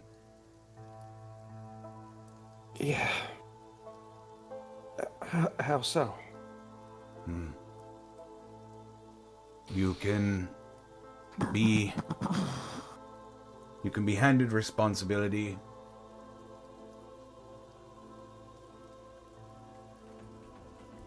Like our leader, our war chief. He came in and took the reins and tried to teach us a new way as well.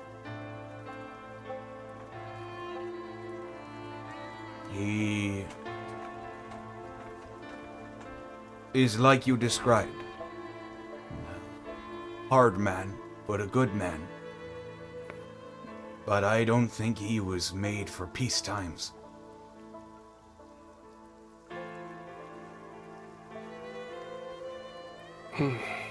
He told us how to defend ourselves and showed us the way of his people. They called themselves New Canaanites.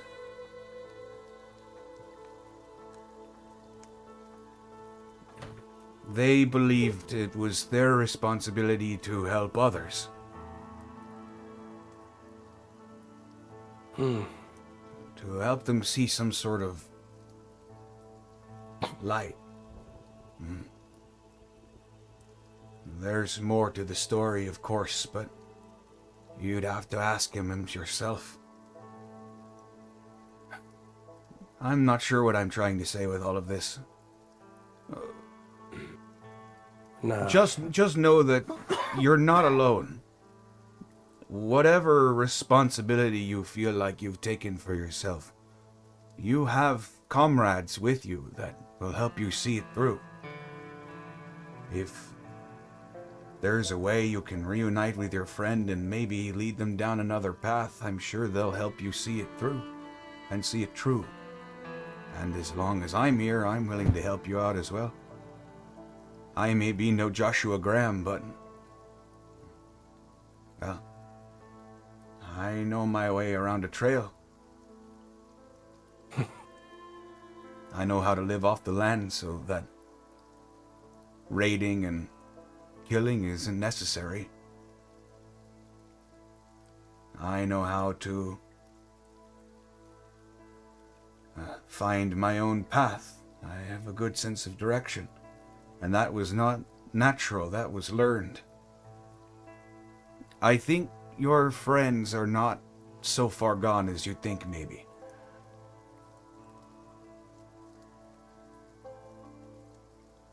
But that's just my opinion.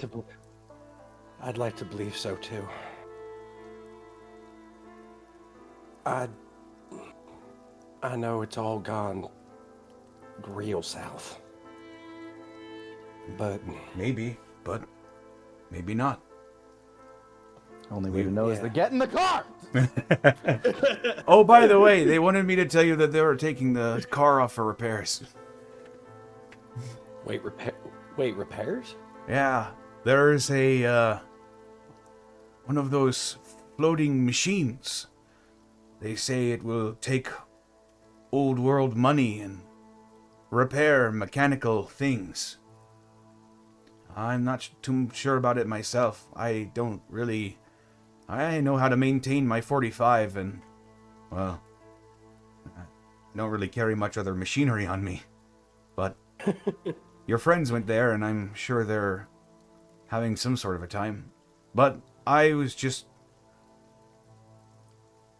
wanting to make sure everything was all right, and also to tell you that the car's being repaired. I'd like to see that. Chuck, I haven't known you long, but thanks for pulling me out of it. Nah. All right. No sweat off my brow. If there's one thing I'm good at, it's finding paths. I'm glad to have brought your thoughts back onto it. I'll definitely owe you for that down the line. Why don't you show me where this auto repair place is?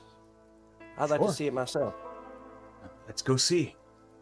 And right. as Alvin and follows Chalk walk off towards the auto repair place, this is where we're going to have our break. Hooray! Okay. Da, da, I'm da. gonna go bathroom. Apex Yeah. just sitting in the Apex just sitting in the backseat of the car.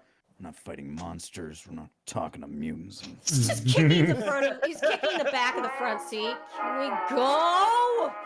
I'm bored. Bored. Ugh, Come on, I'm gonna no. go use the facilities. I want McDonald's. Mongo didn't even want to fight. He didn't even want to throw down. He makes chicken wings or something. Mongo is demure. Mongo is nice lady, but she didn't want to fight.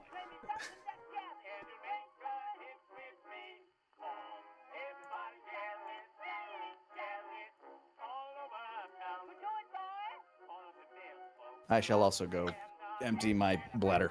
I will go Okay. fill up my cup. I'm gonna go ahead and I'm gonna go ahead and just empty the cans and whatnot. Fair enough. Just me and you, chat. How you doing?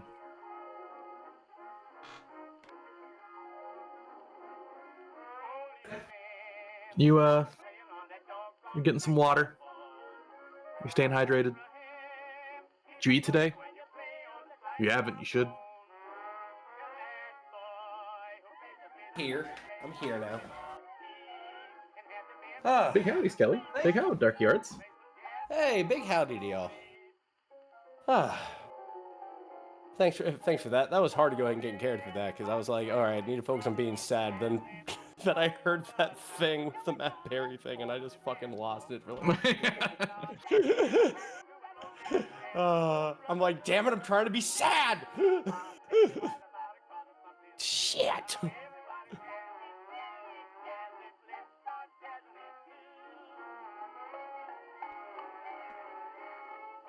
And for those of you who are wondering, New Vegas takes place about 7 years before the events of this. No, Gateway. Of Gateway! He's like, you'll have to speak to the man yourself. It took me everything to stay in character and not say that's in the DLC, isn't it? If you have an honest heart, maybe he'll tell you.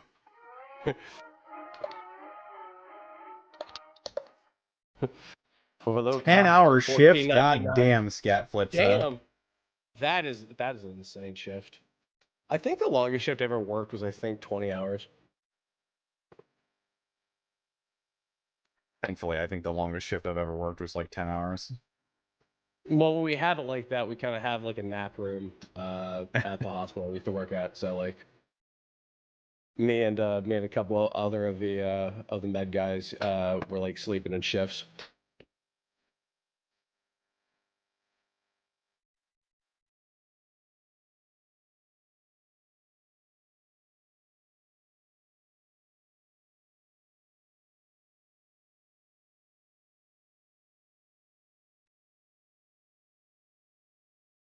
God, that was so funny. We had this one dude on my roster who, like, he was as big as Huel from Breaking Bad. And I'll always remember, like, I was like taking naps and whatnot in the nap room. We're like going off of shifts and whatnot. And like he could do the loudest slap against the wall I ever heard, and then he'd be like, "Matt, it is time." And I went, "Oh, okay, I'm back. Welcome back. Hey, welcome back, buddy."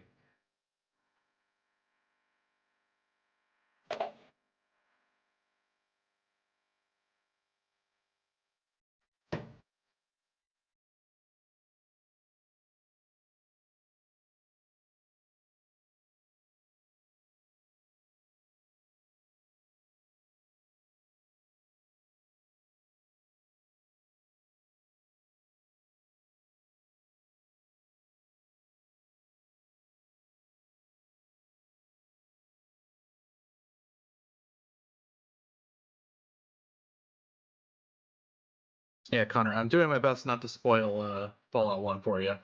So if I'm vague about some of the meta context stuff, that's why. Oh, have you been playing through it, Connor? I think he's gone. Yeah, Connor's been playing through it, his first playthrough on Sundays. Ah.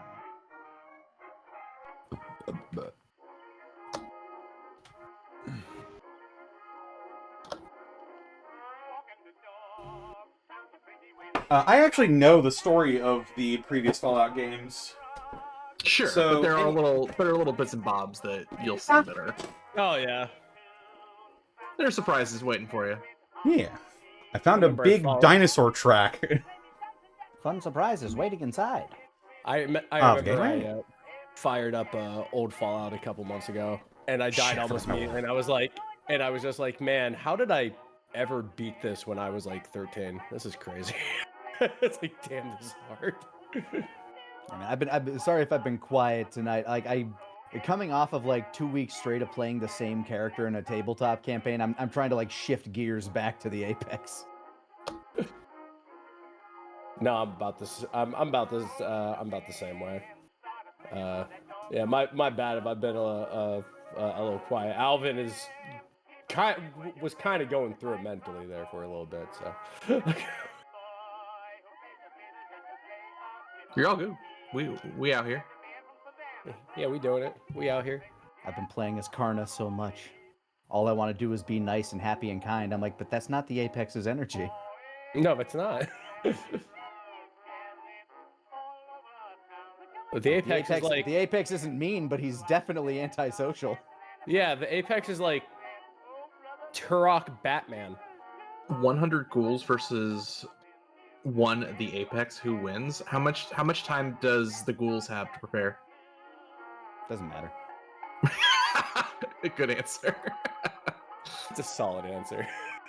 The real question is, do they get to horde or is it one at a time?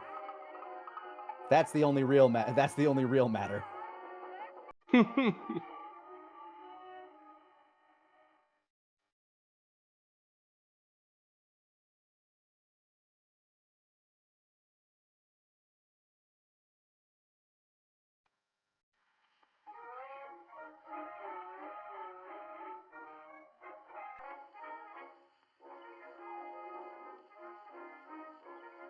They said horde. I still don't think it matters.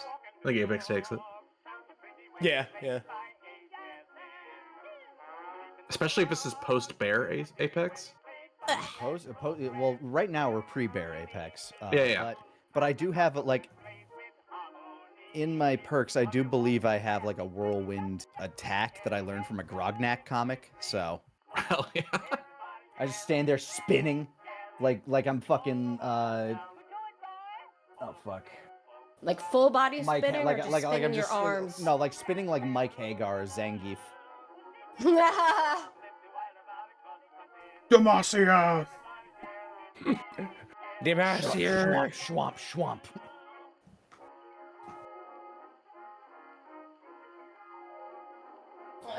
Alrighty. Put this hoodie on real quick. High-speed Lariato.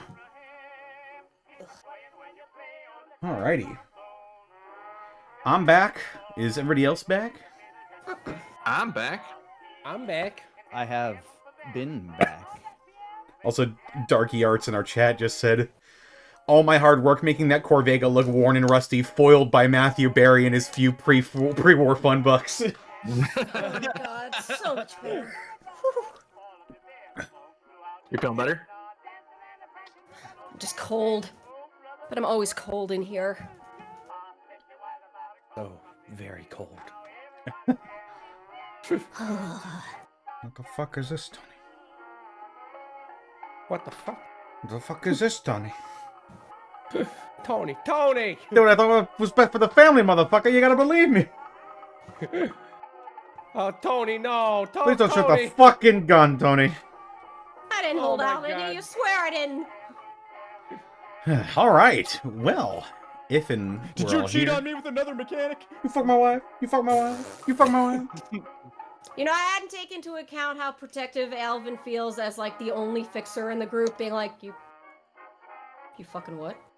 You fucking still That- touch that car and that car's insides and with me?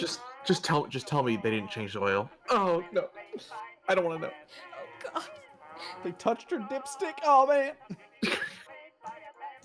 Did they test the tires? Oh god, I don't want to hear it. Did it like it? Maybe. car doesn't have feelings, Alvin. That's because you don't know her. You don't know her like I do. You don't know her like I do. Of course you'd say that. The shit they brought back up to factory standard. What in the hell?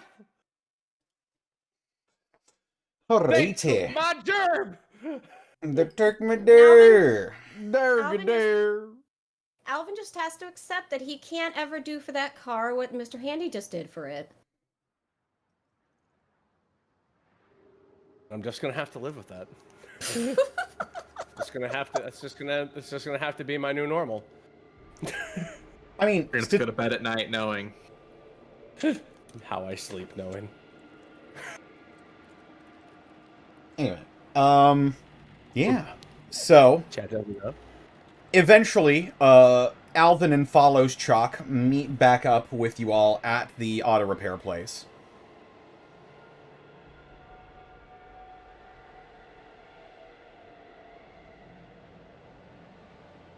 I found him. Howdy, y'all. Hey, there's Sean. She's trying to find a way to say it's like, all good? You good? You Yeah, okay? yeah, no, I'm Okay. yeah, no, I'm doing I'm doing better. I'm doing better. More importantly, thumbs over the Corvega. Holy hell! Yeah. That Mr. Handy, apparently it's not just like tinkering, it can fix up broken ones. Damn, they even defogged the headlights. Holy shit! I know, it's good. We should drive. And the radiator, and the radiator doesn't. And the radiator doesn't. We'll get onto that one, Apex. And the radiator doesn't even. They got all the schmutz out of the. I was always one. I mean, I know you need a sprayer, but like, you know, water. But oh, I mean, oh man, this looks just as nice as the ones back in the museum. Apex is now thinking, I should have walked. would have been faster. I mean, we got a fully fixed up car and fully recharged fusion cores too. It did that too. Fully reforged what now? He refueled the fusion cores. We're good. I had to tempt God himself to get it charged a little bit. You're telling me... Well, thank you very much for your service, sir. What? Just like Alvin, you're not jealous of Mr. Handy, are you? No, I'm not. I'm more impressed than anything, honestly. My materials are top-notch. Every time, every place. And the only place is this one that you just left. And the only way... And you've maintained all this stuff for years and years and years, eh? Supposedly. That... Unrelated well, question, what day is it today? God? You know, I just... You don't fucking know. Do we even keep track of stuff like that? I don't think you do. If there's a calendar, it must be on the Pip-Boy, right? Like, Yeah, I was gonna say, does the Pip-Boy keep track of that? Let me see. Let's have a little look-see here. I imagine it has like a full Boy Scout almanac of like, this is when the sun's supposed to set on this particular day. It is Thor's Day. Yeah. well, at least it would if the bombs from the communists didn't knock the axis of the Earth off. Not like our proper God-fearing American nuclear weapons. And then... So probably it is...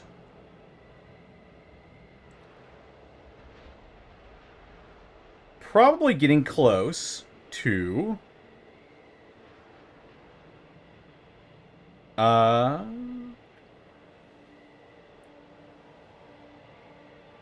It's probably closing in on November 18th? Wow, precise. 2020... 2287, I believe. Yes, 2287.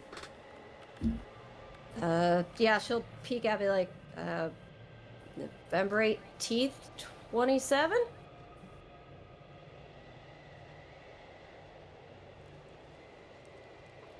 Hot damn!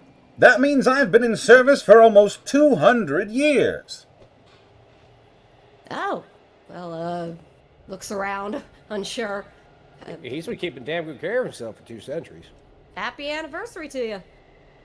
I'm not sure it's an anniversary, but thank you nonetheless. Now, I gotta ask you before I go ahead and hop in the car, because I see Apex kind of vibrating in the back. His knee is bouncing. The car is shaking. I want to imagine when Alvin said, now, before I get in the car, Apex headbutts the horn. I just want to imagine you just, I think your just hear like, beast is angry. I gotta ask, is this the only car you've worked on in 200 years? Because like I haven't seen any. How many cars you worked on recently? Like, Recently, within the past couple of weeks, I've been working on a lot of them, as a matter of fact. Yeah, a group of punks came up to my cash register, pulled out some crisp American dollars, gave them to me, and said, work on the car, and, well, I'm only pre-programmed to take money and not defend the actions of ne'er-do-wells, and, well, so I repaired them. I don't feel good about it, but I did it. So I think we're looking at the person who went ahead and made all the cars for the White Razors. It's quite possible.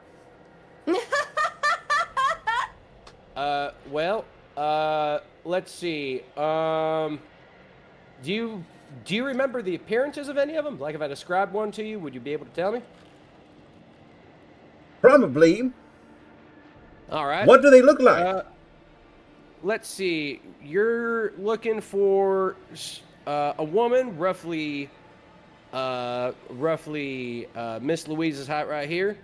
A bit taller, about an inch or two taller. A little bit more tan skin, leather bomber jacket, some bell bottoms, and what looks like a really big sword. Black ponytail. Calculating.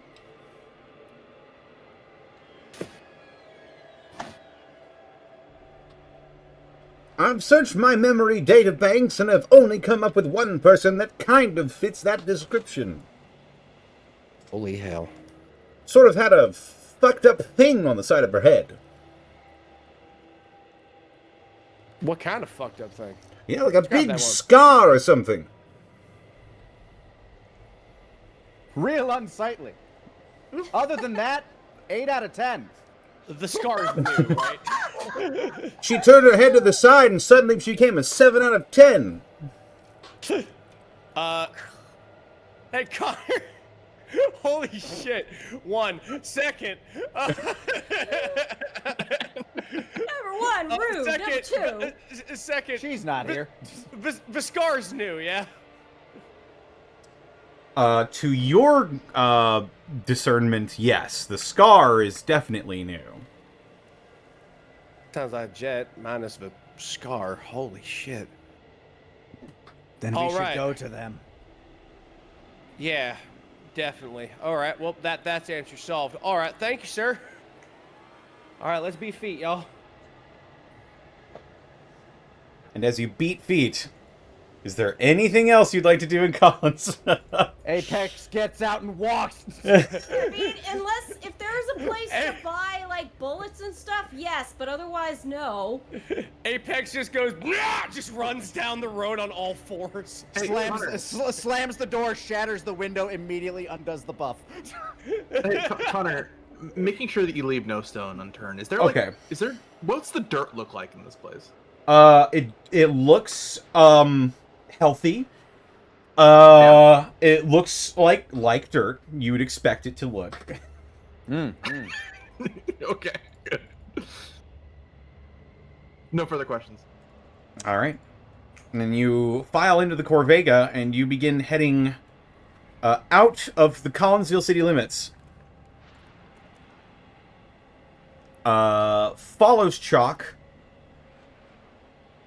as you begin to drive, is looking a bit more apprehensive.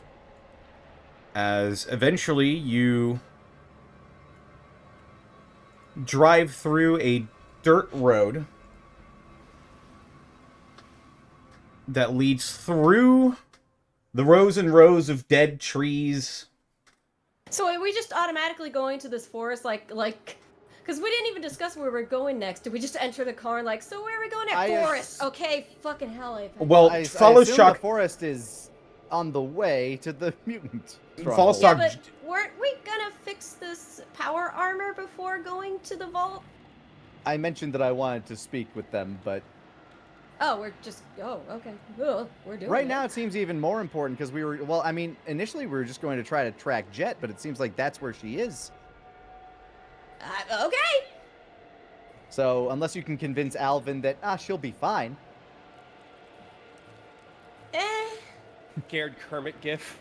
I don't know how long it'll. That depends how long it takes him to repair the armor. We still don't have pieces for it for sure. Oh, that's right. Oh God, there's so many places. Let's fuck it. We're going. Also, I will say for this much, in the car, you can get across the map in less than a day. Okay, that's good to know. Okay. You Oh, you God, could we are you at the edge could of go the map. from Vault 40 back to Riverside in one day. It won't take you that long. It might deplete your battery all the faster. If we don't die first. But now we have a gas station. Yeah, if you can find more pre-world money. Yeah, how much did Hey, wait, actually, You I used got it in my inventory. you used it all. He gave you enough for a repair and a recharge. Oh, The DM was feeling generous. okay. And some cigarettes. That's the catch, isn't it? Welcome Yep. to the world. of He's the the best outside of Alvin. He's the best mechanic in the game, but he only takes pre-war money. I mean, we could steal the pre-war money and then just... You could. He literally told you how he was robbed by the White Razors. So if you want to be a dick, you can just take the cash out of his cash hold on. register and give it back to him. We can just take the money from the White Razors that they stole. So That's true. they're all in the same location we're going to. They're apparently all fucking cult people now. They probably don't even want it. You'd be surprised. You'd be surprised. You'd be surprised where you can find pre-war money. On that note, Apex, where did you shit last? Probably in that alley. You And pissed so- and shit in the alley. Look, So sometimes one leads to the other. Often, actually. So what you're telling me is that there is a Chris Jackson. No, I'm fucking with you. All right. So to be clear, you guys are driving through the woods to go to Vault 40. We are driving through the woods. There's no one around, and our phone is dead. I mean, yeah, shut up, Louise will that's sort of slow down as she approaches and sort of cast a look back, being like, "We going straight through?" Quickest way. I think we're gonna have to. Say, if this thing really can't get into your minds and neutralize us, we sure this isn't a trap, us being invited over here? I was going to suggest that two of us go ahead.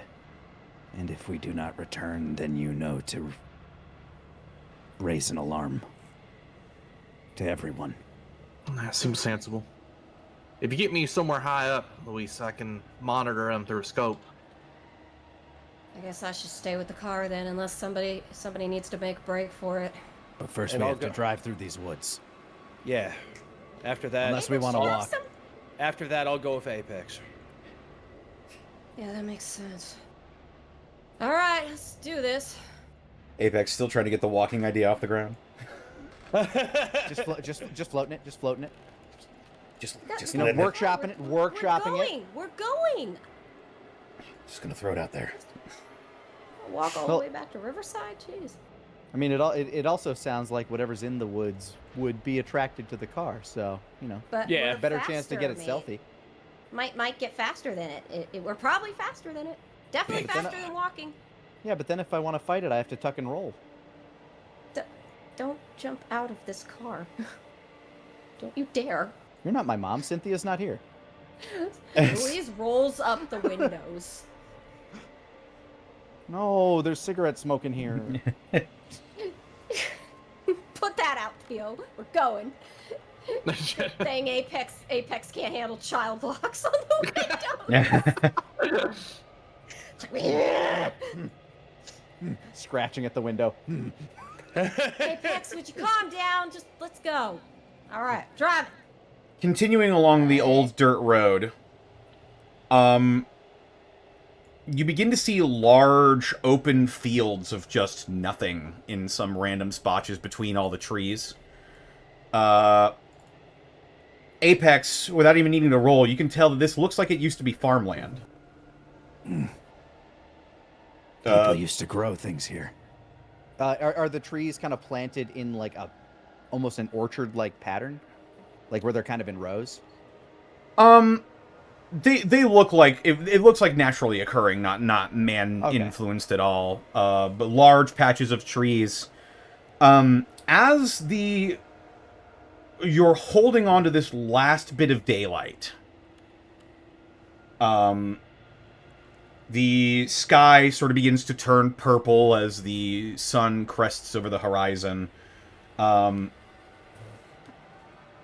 You're about halfway through these woods before you need to turn the headlights on in order to see in front of you. New night driving. You still do have a road to follow, so you don't need to go off-roading at all. But in the dark, with something lurking in these woods, it's a bit unsettling. Apex is just kind of staring out the side, like basically like the night Jeep scene in Jurassic Park. You know, just like looking for anything.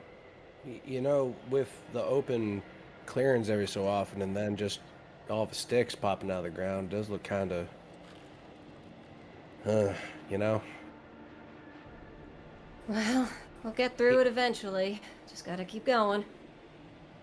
Yeah. Don't worry, you got this, Starson. I know I got this. I'm good. I'm good. I wonder what it is. Everyone who would like to can make wits rolls. I would. I will make one for follows chalk as well. 10. 11. Only 8.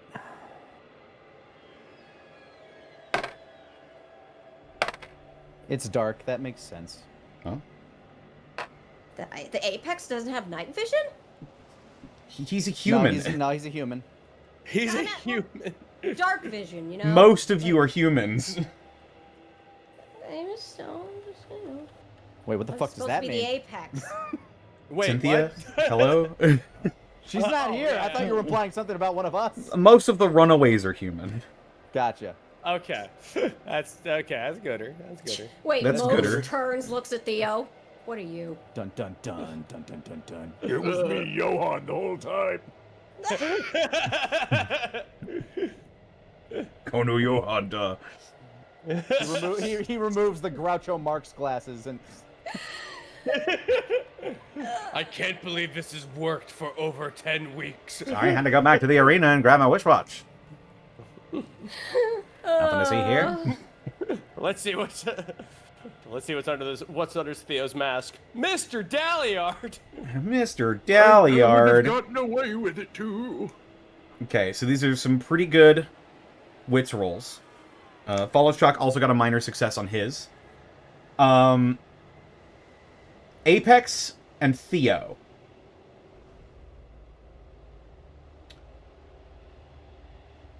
You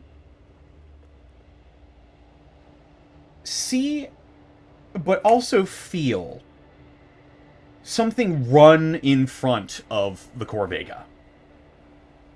Damn deer. Does Louise stop for it?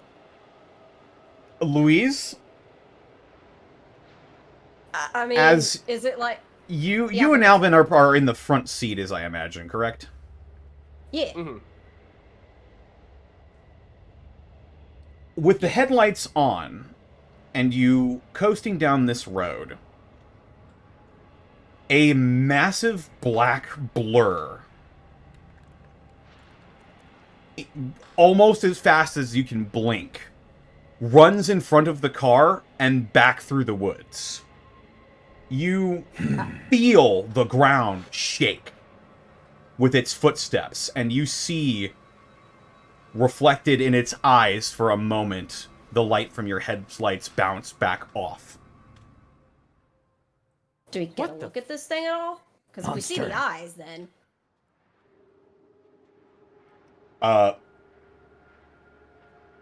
Alvin and Louise, you get a good enough look at it. That thing was definitely familiar looking. Did you stop the car? Louise, I need you to make a driving check, which I believe is a wits, and you get a +1 to this. Alright. Because of your God fancy... damn it, this car just got fixed, for fuck's sake!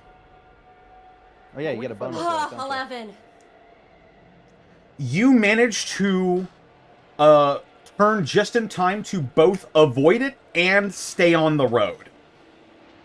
What the fuck was that? I don't know what that was. I want to find it. Alvin, Louise, not only do you know where that is, it looked familiar. Well, what was it? What? You've seen it before. In the fall. I changed my statement. I need to find it. You don't know. We do, though. And Louise, instead of, like, listening to Apex, starts to go a little faster, what she can risk. Apex, you don't want to chase that fucking thing. Wait, you don't... Oh, holy shit. If it's what I think it is, then... What's going on? Then this was a fucking mistake. There was a big, fast as fuck motherfucker up in the fall. And I think it's over here for some reason. A person? No. And Apex is going to try to open the door. Apex, do not. Apex, please, for the love of God, we can't do this right now. Do their words sway you, Apex? They do not. There is something burning. Apex steps out of the car. There is something burning in him. I need this. Just imagine you. It's a very, very, very dramatic moment as the car door flies open and the wind's coming in. You just turn and look to us with a soft face going, I need this. And then you disappear into the night. He has a bit of like a somber look on his face, and without any texture to his voice, he looks at you and says, I need to know that I can. You don't have to come with me. You can what? Apex, and he wanders off into the darkness. Well, it's more like you tuck and roll because we're still driving. Then I tuck and roll into the darkness. Shit. Louise immediately slams on the brakes and skids a little bit. Son of a bitch! You drive for maybe 10, 15 more feet after you realize that Apex has unbuckled and rolled out of the passenger. That's a 10 for my body roll and not fucking myself up in this procedure, by the way. You manage to curl your body, and you, like Santa Keghog, proceeds to roll and eventually slow to a stop without harm. Yeah, I dive out. I do, in wrestling, we call it a corner roll, as I kind of roll, flip up to my feet, and start chasing after where I saw the thing run. Okay. It is... breathing heavily. There is still some light, so this is in fact possible. I'm going to need you to make a wits roll. Louise, are you bringing the car to a stop? Oh yeah, I stopped. Okay. This will happen... Wits roll is an 8, BT does. 8? Okay. After the sounds of the cars begin to die down, you narrow your perception and you hear the sound of branches breaking off in the woods to the east of you on this road. And you, I assume, pursue. I do. I am hesitant but I force that part of myself down, and I charge. You charge in. All right, Louise. You stop the car, turn it around. Are you using the car's headlights to try and look for Apex or whatever this thing was? I don't think that'll work because we don't know exactly which direction they even went, so there's no point to that. She just gets out of the car and she yells, "Apex!" Shit! We gotta go after him. Immediately, once the car stops, Theo will start looking for footprints in the dust or mud. Go ahead and make a wits roll. 7. 7? It's dark. Okay, that's still a success. You see, like, large, fresh lumps in the dirt road that look like where Apex rolled to avoid hurting himself as he jumped out of the car. Like a smart person. To buy Apex a little more time, because Theo wants to chase after him, but he also wants to give Apex, time to do what he wants to do. Theo's gonna light a cigarette, take a few seconds, and then tell Louise and Alvin about the footprints. I think I got his tracks. Good. Hang on. All right. Louise immediately runs to her backpack, gets it out, because I realize now I wasn't wearing the Chinese armor.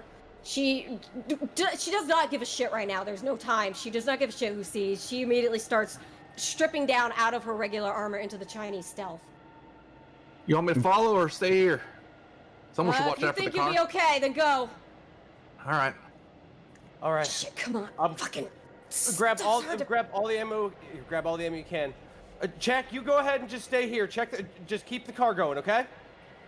Wait, you gonna go without? No, What? I'm going with you. You're leaving me here? Oh. I mean, if you tell me how to do it, I can do my best, but I don't think I want to get it. Can I give him a crash course in driving? Make a smarts roll. He just gets out. I'm good. That's an 11. That's An an 11.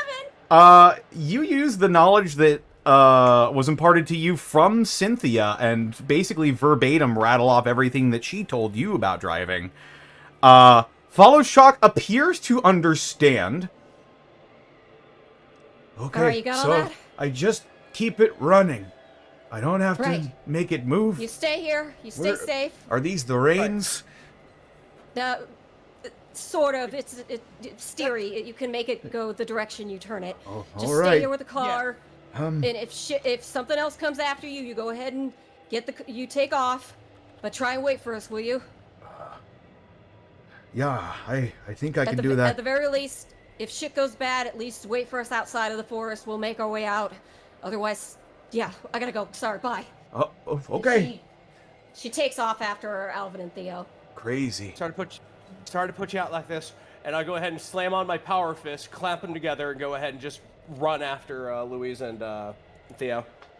Alrighty. The runaways proceed to break into the woods, chasing after their friend, the Apex, who is in fact chasing after what many consider would be the apex of the wasteland. Oh, not for As you're walking through the woods, Apex, I'm going to need you to make another wits roll. Shabazz. What did I get? Sorry, I changed the tab. That is a 7 this time. It's a 7. Do I stop hearing its You do stop hearing its movements through the woods. The I would cracking, slow down. the cracking of twigs and the breaking of branches around you begins to cease. I would slow down, realizing that well, first and foremost, we're already kind of in its territory, but realize that we're probably getting closer to where it either nests or feeds.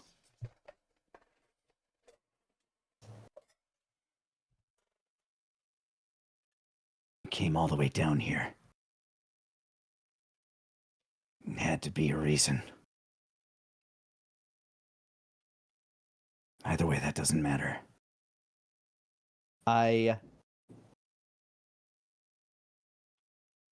Let's see, what do I got on me real quick?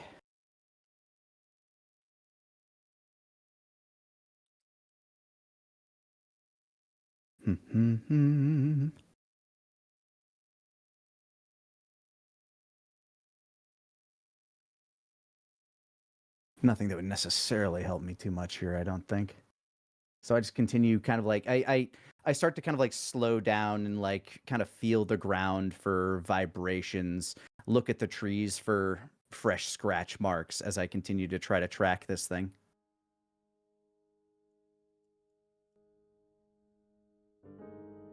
Hello? Yeah. Oh, okay. Yep.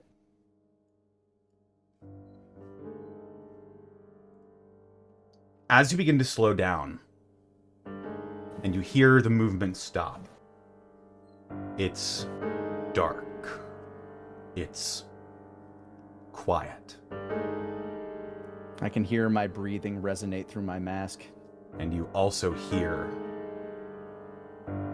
as if it's circling you,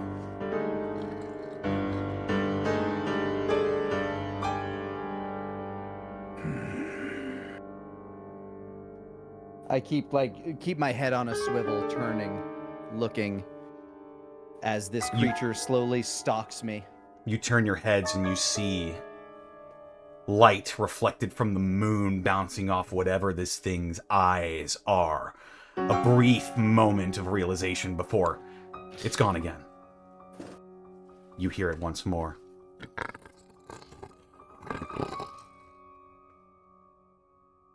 I slowly turn again, making sure my movements aren't rapid. Remembering from when I was a child how once I started running, it only picked up its pace and its attack. Right now, it's curious. Probably hungry, but still just curious, trying to figure out what I am.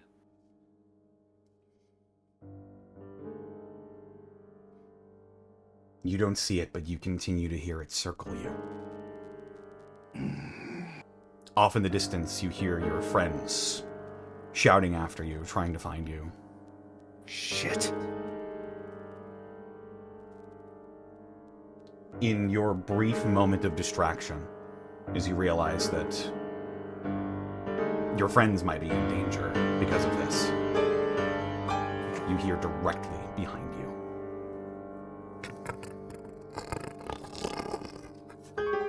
As I feel its breath on my neck, all of the hairs on my body raise.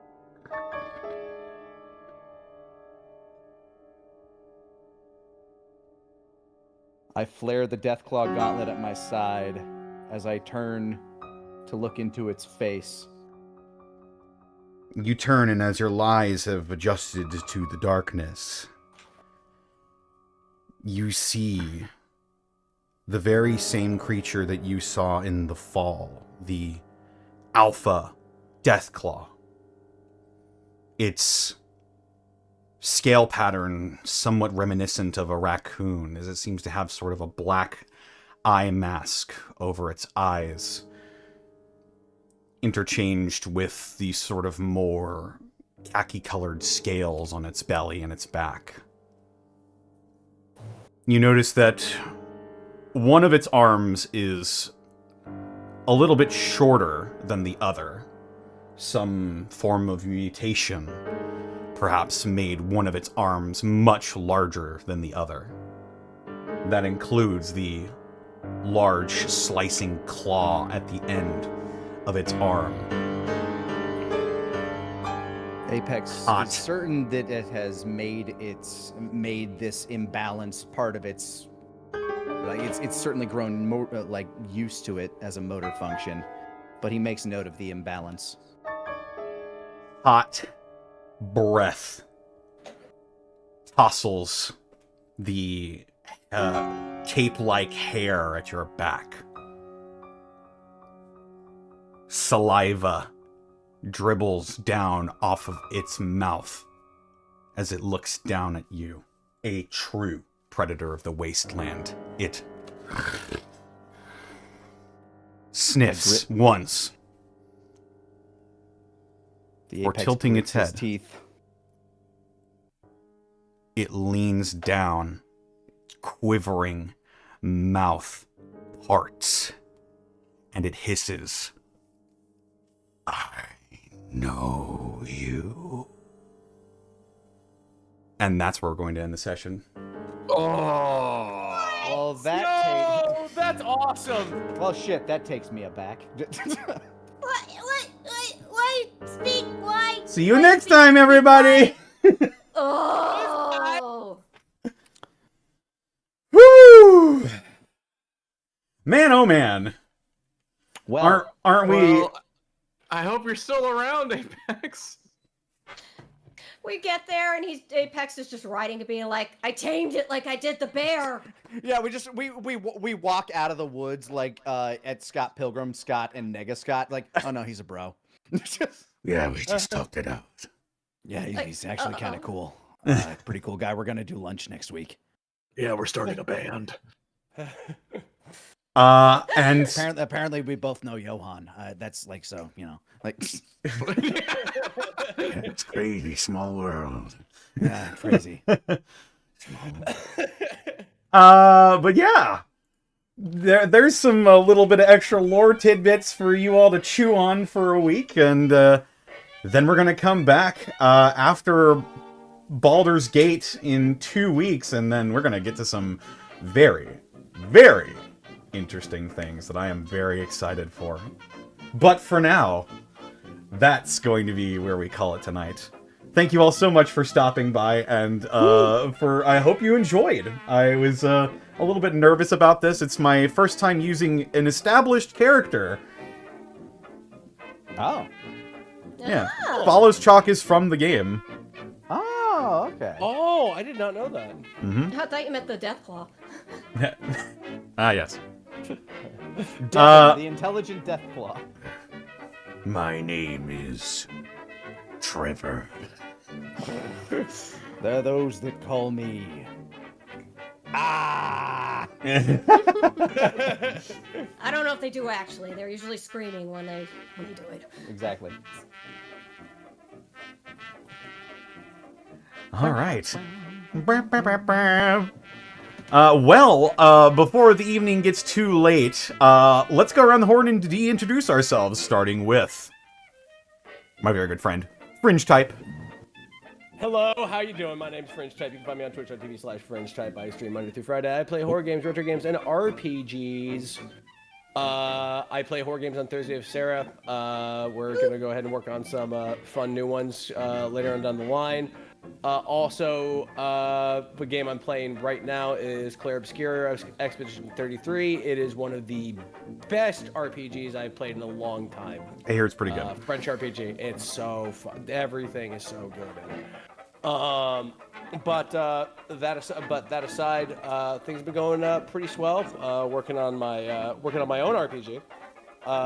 Nailing down the story. Got everything almost down to where I like it. I'm going to go ahead and give a couple people the draft of it once it's all done, just to see what people think of it, and to see if this bird will fly. Other than that, you can go ahead and hear me tell Dundum stories and all kinds of funny things on twitch.tv/Fringe Type. Got a bunch of new games lined up to go ahead and just whet the old palate there, so tune on soon. That's me, Fringe Type. Right on indeed. And up next, we've got Lanny Pator.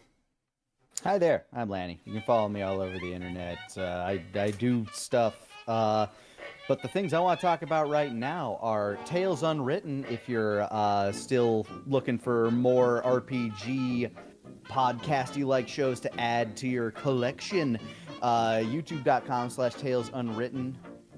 I guess Tales Unwritten show. Oh man, couldn't even get the whole thing. Okay, well, whatever. You can find. We're putting up like the Masterwork collection of season 1 there. Book 2 is going to be coming out directly afterwards, and we just finished a 2-week scramble filming both books 3 and 4. So we got a lot in the tank ready for that. It's like, I mean, I think the thing that sets it apart from most D&D podcasts / shows is that we edit down all of the in-between stuff that kind of goes nowhere, edit out a bunch of the math, and just focus on the role play. It's been fun. Stefan does a lot of art. He writes music for it. And we also have a new channel, youtube.com/spaceduckvideo, where we'll be posting stuff. And you can find all of the our first skit that we've done on Nebula right now, but it should be on YouTube soon. So check those out. If I'm allowed to post links, they're available right there in chat. So that's weird. What if I just give you? I mean, you could also just post whatever I just posted. It's also a thing. But either way, I could. Yes. Yeah. Either way, feel free to check out those two if you don't mind. Always appreciate the love and support, and thank you, Connor, for another wonderful session. Yeah. I don't think it looks like it didn't. Could you post the link in here in the chat so I can take a crack at it myself? But in the meanwhile, while I get that sorted, yeah, let's go on to Sarah. Where can they find you? What are you up to? I'm on Blue Sky and YouTube at Sarah with an H and with an E. Willia. I don't know. Be back next week with more Boulder Skate and do the thing with Fringe on Thursday. Yay. Yay. Yay. Yeah. Yeah. I don't really got nothing else. There we go. Yeah. All right. Yes, I can personally vouch for Tales Unwritten because it's so good. Thank you. I hope you enjoy books 2, 3, and 4. I think my favorite thing about like what Stefan does is he will often purposefully split the party and then somehow pit us against each other in weird ways. Interesting. I've only read through book 1, but I will definitely have to check out the others when I have time. Well, I mean, they haven't come out yet, so. Oh, well, there you go. There's a reason. Yeah. I thought I was just neglecting it, but turns out. Nah. We just recorded two of the books, and then the second one has only just been edited, so it'll be coming out once all the masterwork things are done on uploaded on the new Tales Unwritten channel.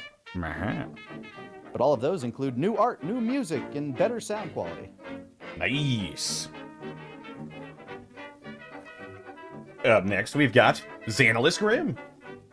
That's me. You can catch me over at twitch.tv/burnoutvound tomorrow at 2 p.m. PST, where we're going to continue our delvings into the domains of dread. Then over on my channel, twitch.tv/xanalisgrim at 7 p.m. PST on Monday, we're going to continue our journey through the Grey Waste in a campaign that I run with a few friends here for some Stalwart Souls. And then Tuesday, twitch.tv/Connor McKinley, 1 p.m. PST. Don't be late. We're going to continue Vecna Eve of Ruin. It's getting real good. And then Thursday, twitch.tv/MontyGlue, 7 p.m. PST, Dungeon of the Mad Mage. You know who Bertrand is. That's it for me. Hell yeah. And I suppose that just leaves me. And they can find me on Twitter, Twitch, YouTube, Tumblr, or Blue Sky at Distortion Devil. All my TTRPG shenanigans over at youtube.com/Devils and Dice Rolls and patreon.com/Devils and Dice Rolls if you feel like maybe supporting the channel and getting a few benefits as well, including access to a Patreon monthly meetup, which I just had on Friday, and that went pretty fun.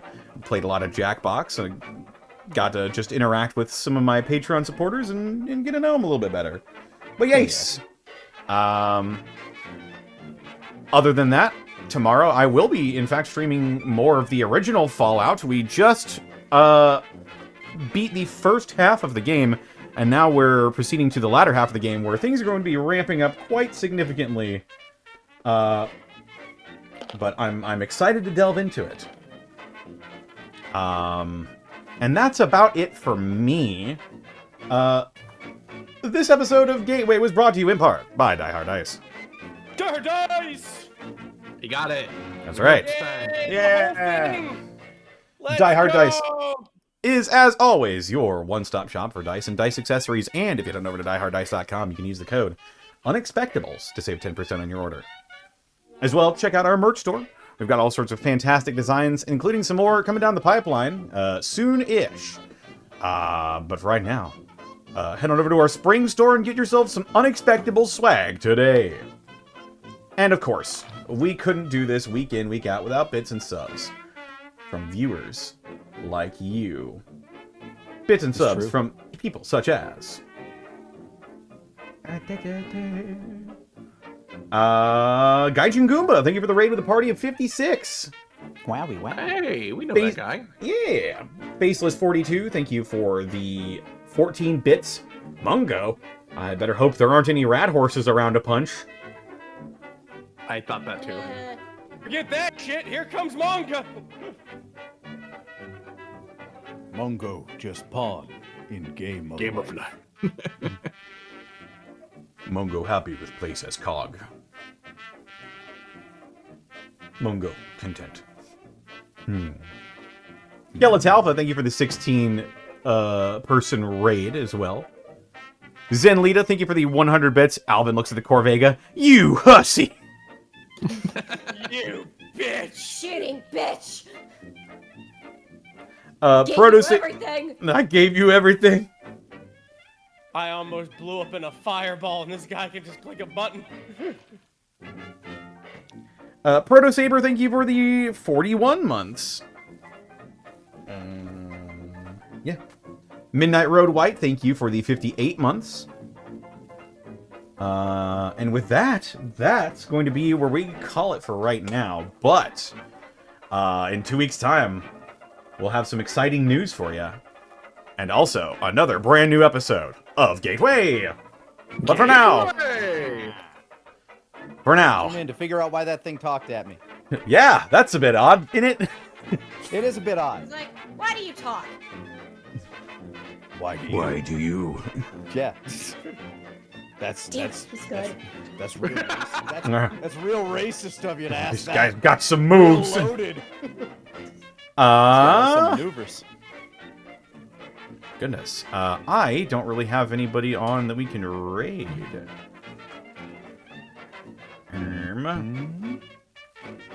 Let's see who I know who is on.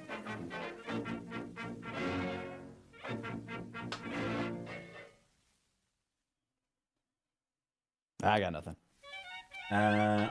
Here's someone I could raid. Let's go ahead and raid Snake.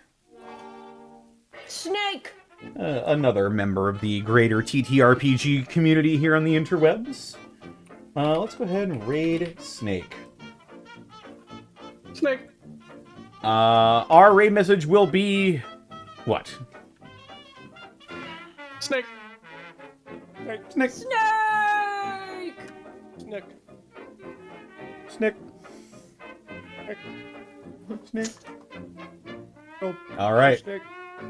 There you go. All right. Take care, everybody. We'll see you later. But for right now, Adios, y'all. have a great rest of your weekend. Bye-bye, everyone. Take her easy.